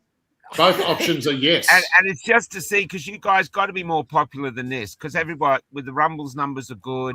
So I think these numbers are lying to us. I think they're a lie. And I'd just like to have some evidence if they're not. If you haven't hit 1 or 2 yet, hit 1 or 2. Just type 1 or 2 if you're watching, just so we can get. Because, if you guys crack 1,000, you're going to feel great. Because you had a great guest on today and fucking no numbers. It's fucking disgusting. So they must be lying. You know? We got the good ones, though. How amazing was he? Oh, he was great. He was seriously good. And I'm not stoned. I'm still not stoned. I'm working. But he was seriously good. Did you get drug tested at work? Did you get drug tested at work? By myself. Yeah, and if I'm not stoned, I can't turn up. There's a but it's thing, yeah. I'll tell you something funny, PJ, that I met a woman. Hoodie interviewed one of the top surfers in the world who was unvaccinated, and I was thinking, oh, you lucky bastard, why can't I get a one-off like that? And then I had this woman turn up who was about 70 years old, and she wanted to do an interview, and I'm like, and I was in Tenterfield, and she said, I'm a world gold medal athlete. I said, really? What in? And she goes, 3-paper joint rolling. Right? She won the Nippon World Championship 3 times in a row. So I said, let's do it real serious. I'll talk to you serious, like it's a real serious interview, and you do it serious. And she did it. It went fucking viral. But yeah. But she was the one that said the line. I said, did they drug test you before you do it? She goes, yes. And if you're not stoned, you can't compete. That she was where I got that from. She was so good. 17 seconds or 11 seconds or something for a 3-paper. Oh, that'd beat me easy. Oh, I had right. me fucking useless at it, man. Yeah, not that I know what it is, you know. I don't smoke anymore, but I can roll the meanest. The only I couldn't kill. I'm trying to teach the young people. Yeah, man. The only joint I roll is my ankle. They have forgotten. It's a good skill to have. It's very communal. Oh man, I saw a young person the other day roll their own joint, and it looked like an uncircumcised penis. I said, "What the fuck are you putting that in your mouth for?" I said, "Fucking give it here." Would you clip the end off, or did you bite it off like a real rabbi? But just ask people again. We're just trying to figure out the numbers because I got 169 here. I believe there's more than 169 watching. So if you're watching, we won't know who you are. Just press 1 or 2 in the comments, and it'll give us an idea of how many people are watching. Because I've got 243 people showing up on my side. Yeah, well, I got 169 on here. So it'll only be the number 1 and your name that comes up in the comments. Yeah, and your social security number, bank phone number. We'll also send an alert to your phone, an alert, even if it's on silent, the alert will go off. Shots, anything like that, just so we know it's you. Just send them in, you know. By the way, I wanted to ask this because my son did not get an alert for the Oznet. I did. I turned it off straight away. I totally forgot about it. I don't even know if I did or didn't. Did you? But yeah, did you hear it? Who heard it? I hid. I hid. No, but did you turn your phone off? I turned my phone off, and I fucked it off. Yeah, you still got it if you turn your phone off when you turn it I got the jab. Remember, I got the jab, so I didn't want it to activate the nanobots in my bloodstream. Well, I got We one laugh that about said, it "Be careful now." of me." So be careful of this show. It said, "What the fuck?" Don't watch it. That's what it said. Australia-wide. Don't watch What the Fuck. Yeah, we send them out every week. Yeah, that's Do not watch this show. Do not Everyone will watch this tune in. But yeah, it went off, and honestly, guys, while you're here on the road, most people I talk to watch the show. That's why I don't believe the numbers, and they love the show. It's a highlight of their week, and it's all three of you together. You've got a great mix. That's why I don't like being on. The three of you have got a really glorious mix. You know, Tom's holding it together, even though he's completely smashed. You know, Wade, so creative. And PJ, you've just like got grenade bombs that you just throw in with full comedy that just leave everyone fucking laughing their fucking boxes off. It's funny you say that because we don't like you on either. PJ. No, but you got PJ. You got heart. You know, that's the other thing. You know, you're like one of those, tough, come on, I don't care about anyone, I don't care about anything. And it's bullshit. We can see that you do. And so it's a real together. Yeah. Anyway, like I said, while you talked over me. I'm out. All right.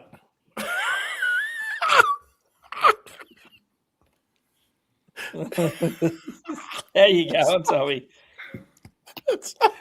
Because you're just dropping A-grade bombs, and PJ goes, "We don't like you on the show either." Kind of a bloke. Yeah. What to it's bring my it back dream. to the alert? Yeah. Yes. Go. It's my. Oh no. Just. I was just going to say, to bring it back to that alert, because there was a lot of theories rolling around about it, and a lot of them still aren't really, none of it's factual. It's just people being worried because once again, there's no transparency in what they're doing, and when there's no real transparency of what their capabilities are and what it means, it wasn't the alert that people were worried about. It's the fact that they can send out broadcasts and get your phone, because it wasn't like a phone number registry. They just sent out a frequency from all the 5G towers that anyone's phone that was in the vicinity of the 5G got the alarm. But the question is, did it relay back? Did they get information from the phones? Are they able to track phones? What else can they send frequencies out to access or set things off on your phone? The fact that it can get through all of the measures on your phone to turn off those alarms, to turn your phone on silent and still set an alarm off is alarming for some people. And the fact that they weren't transparent about it, that's where conspiracy theories live, in shady, undisclosed information that no one talks about. And there's a lot of questions, real questions, like the conspiracy bullshit aside, real questions that we should be asking the government about how they did it and what justifies an emergency where they can override your will. It seems like it's always something wrapped up in it's for your safety. But we've heard that before, haven't we? It's for your safety. Just do the shots. They're for your safety. So to me, it wasn't so much about worrying really about nanobots, but it was more about, what are you guys receiving? Are you able to access phones frequently? And what are you able to send? Does it bounce back? Is it a census? Were you able to get a number of the phones? Correct. So that you can get a number of the people. I think that's most probably what it was. Yeah. It was an unofficial census to get a gauge on numbers.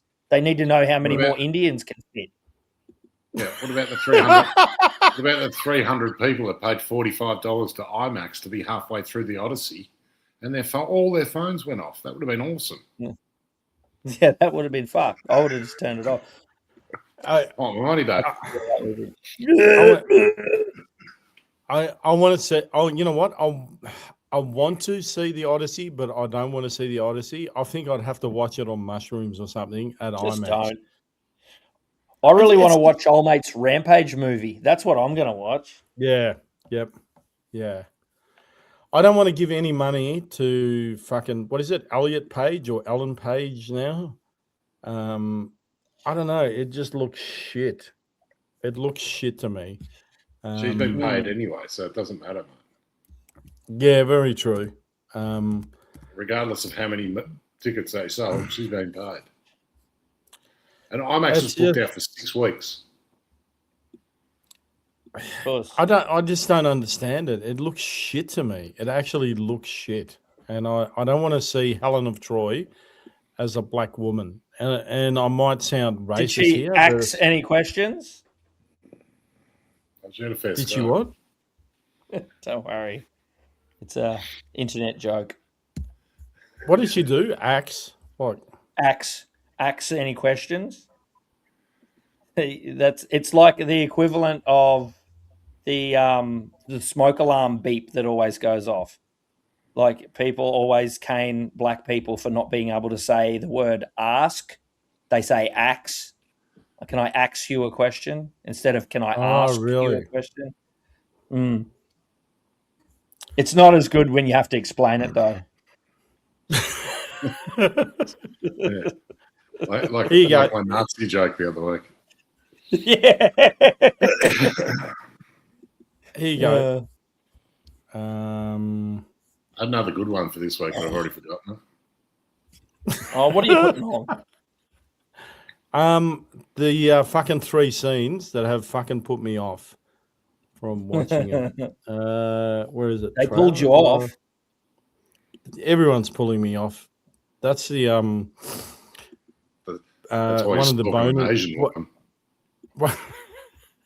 One of the bonuses from doing a podcast, you get pulled off everywhere. Here we go. Speak for yourself. Don't you remember how I came here? I begged to take Continuous's place. Perhaps you've heard of Helen. Face. I launched 1,000 ships. And maybe now just 500.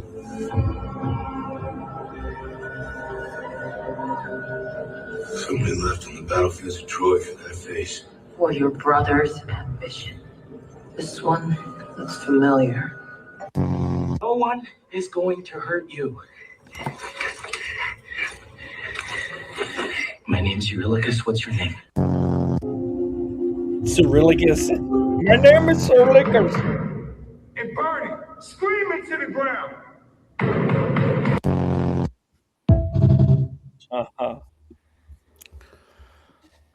Yeah, I want feedback. Am I being racist? Like, I just don't want to watch those it. scenes in the context of the movie made no difference whatsoever.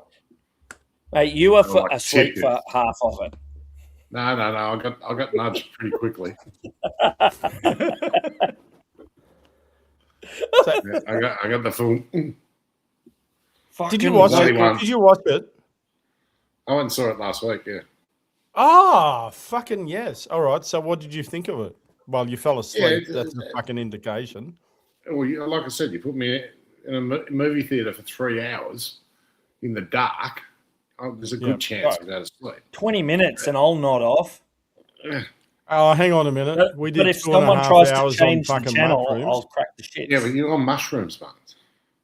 I'm watching that. Thing. Yeah. Oh, yeah, I felt myself going. And then I was where Ruben was next to me. Yeah. I've gone, he's got a fucking bag. I said, thank you.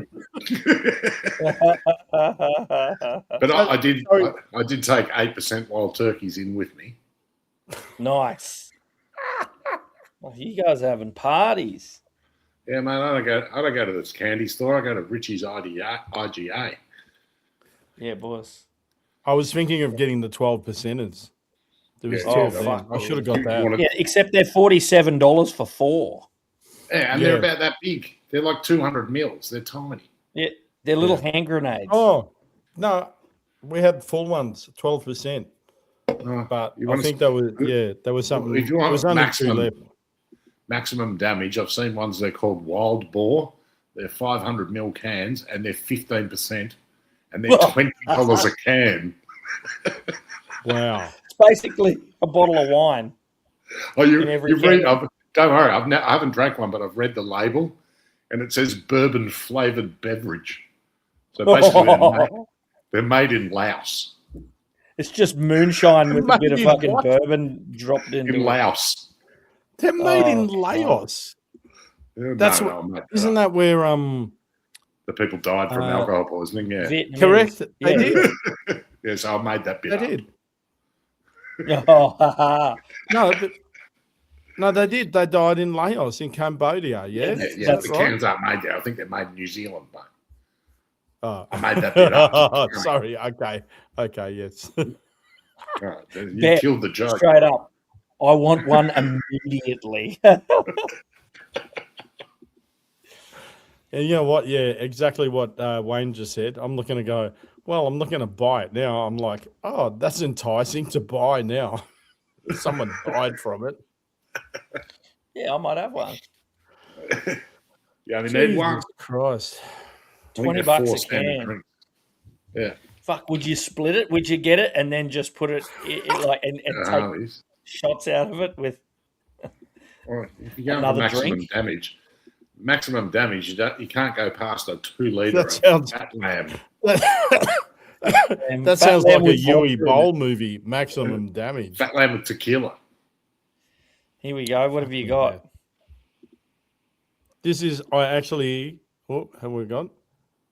This, I actually took this at when I got the 8%ers. That's what I was looking at. See, this is 12%. Look at the size of the can, mate. Yeah, you're actually right. Yep. I'm glad I took that. Yeah, so it's actually smaller, but it's 12%. Oh, yeah. That's fucking nuts. That should actually be illegal. Well, it's on special. I think it should be. Why do you need 12% in a fucking can? Why do you need Jack Daniels at 49%? You're all pussies, mate. Well, Just next drink week, straight out of the bottle, bro. Next week, we're going to put it to a test. I might actually message email Woodstock and ask for a free fucking Sponsorship. sample. I'm sure. Yeah, I think so. Sponsorship. Cindy Ray said, "Go hard or go home." Brewer's dick is a real thing, though. A few of them, and she won't be going too hard. You may as well hang on to that little can. Holy shit! Keep it frosty. You're gonna need it. Hey boys, I'm gonna probably fuck off, man. I've got to go to bed. I'm gonna get up. Yeah. You haven't noticed, I already have.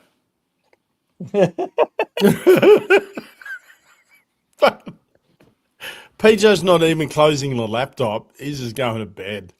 Hey, how's the bill to remove the graffiti from the Westgate?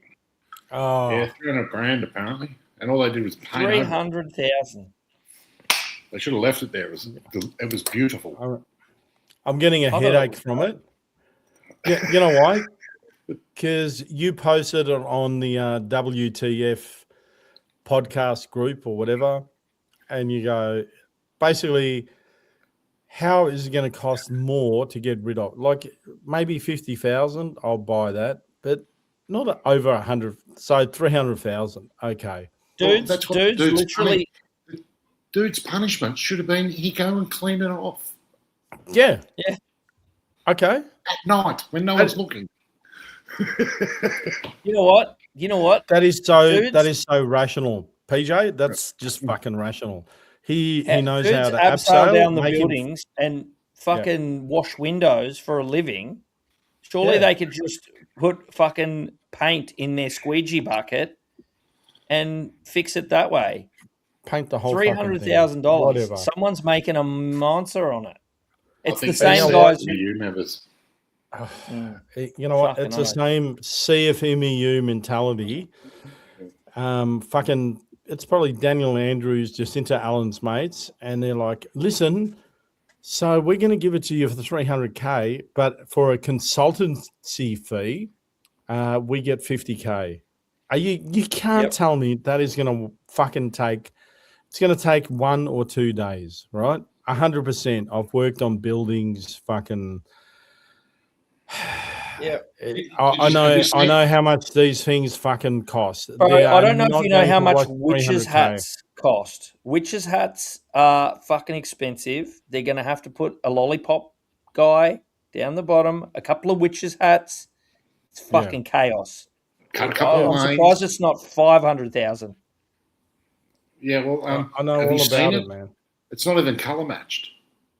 They're just like whitewashed over it, like they're at the fucking back of a railway station. Oh, they didn't even do a good job. Yeah. You're kidding. No, it's crap. It looks I'll take a worse than the photo. bird. I'll take a photo of it tomorrow and send it to you. Oh, Yeah.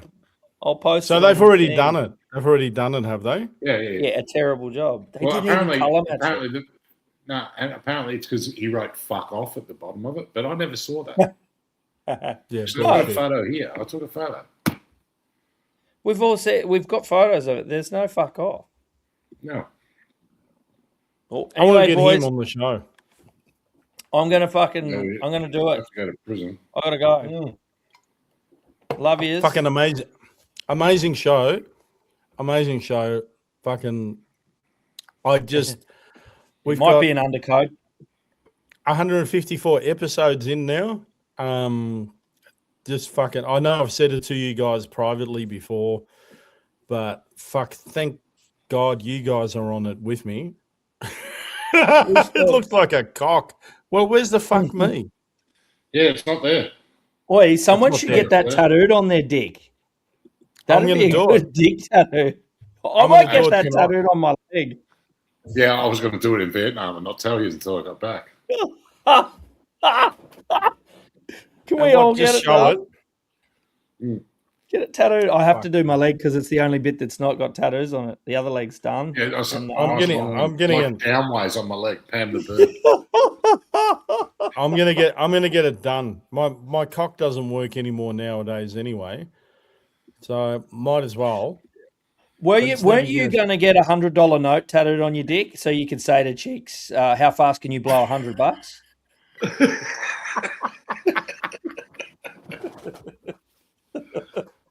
Hey, when I was tattooing, I had a mate who did a flame job on his. Yes. Did himself too. Oh, fucking God. Like hot rod flames. I wonder if you is So watching bad. the rest of this. Oh, you know what? I just got you guys cut me off halfway like usual, but Tell us I more remember about you. No, I remember Michael saying to me, he goes, "You need to do a podcast on your own." How I used to do, the little WTFs on my own. Then I got Wayne. Then you came on. I just want to be a character that just fucking is retarded and just fucking does all this shit. And then you're like, well, just be yourself, basically. PJ comes on. And it's just become, I want to do a fucking, and I'm like, I want to do an action. I am going to do it.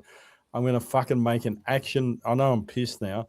I'm going to fucking get someone who does 3D models and I'm going to do an action figure out of you with the fucking beer tattooed on your fucking stomach. Yeah, It's going to be like a Barbie doll with fucking danger fucking, with hazard fucking signals. You'll get it whenever you buy What the Fuck merch. You just get a free Tom, you can afford Viagra. $300 of me behind him.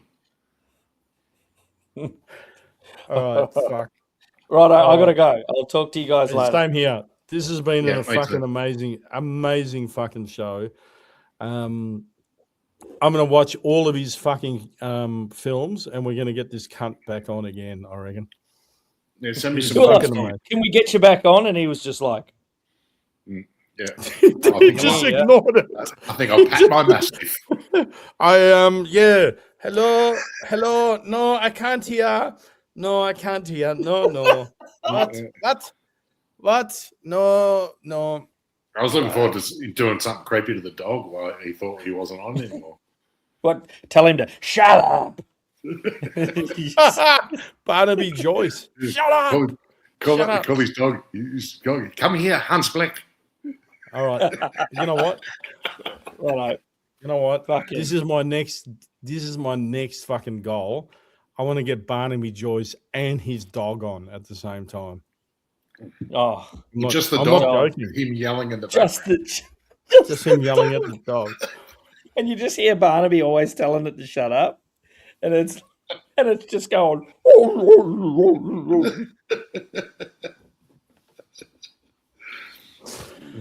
All right, over and out. That was fucking amazing, man. See you, boys.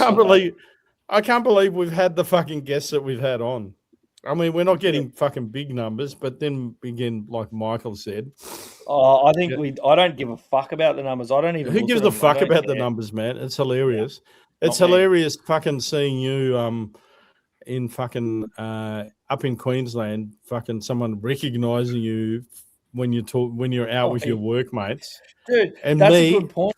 I walked into a random pub in a random town, a little town in the middle of nowhere, and a dude rolls up and is like, "Fuck, are you Wayne?" And I'm like, "Yeah." And he's like, "WTF show." The boys, I wasn't even that surprised at the time, but the work boys that I was with freaked out. They were like, "What the fuck?" Because they always hear me talking on the podcast, but they didn't. And then they were like more excited. They were like, yeah, he does the podcast every week. And they were like more pumped than I was. Yeah. Well, I'm glad no one's recognised. No one's recognized. PJ, you're the most recognizable out of all of us with the neck tattoo and like your look. It's fake. It's fake. It's fake. It's only for the show. I wash it off when I'm home. When you guys go.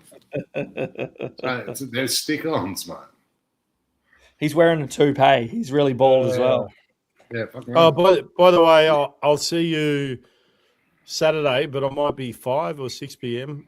I've got to fucking. Sure. Oh no, it'll be all over by then. Your brother's already fucking been messaging me. Like, I know. yeah, I went and saw him for his birthday on the weekend. He's a pest. Oh yeah, happy birthday to Michael. By the way, big happy birthday to Michael. This show is dedicated to Michael. Yeah. All right, guys. Thanks for tuning in. It's been fun. Love you all. Yeah. Nick Beck, that's his sex robot. Ha ha. All of you guys, like fucking, I just, yeah. Like credit to all of the people watching, fucking PJ and fucking Wayne who have made this what it is. I'm like, you know what? He's going to give us a cuddle if we're in the room. I love you guys. I recommend 8%ers, nothing less. And you do not have to buy 8. Hey, 8%. That's how many white people are in the world. That's synchronicity. That's synchronicity. All right. I'm only drinking 8%ers from now on. I'm going to get 8% tattooed on my neck. You know, instead of the 1%ers, I'm going to get the 8%ers. I think that's going to be my first tattoo this weekend. And we're going to get PJ's brother to do it. Good luck with Indian ink. Let's do prison Love tats. you, brothers. Shall I end it? End it. End it. See yous.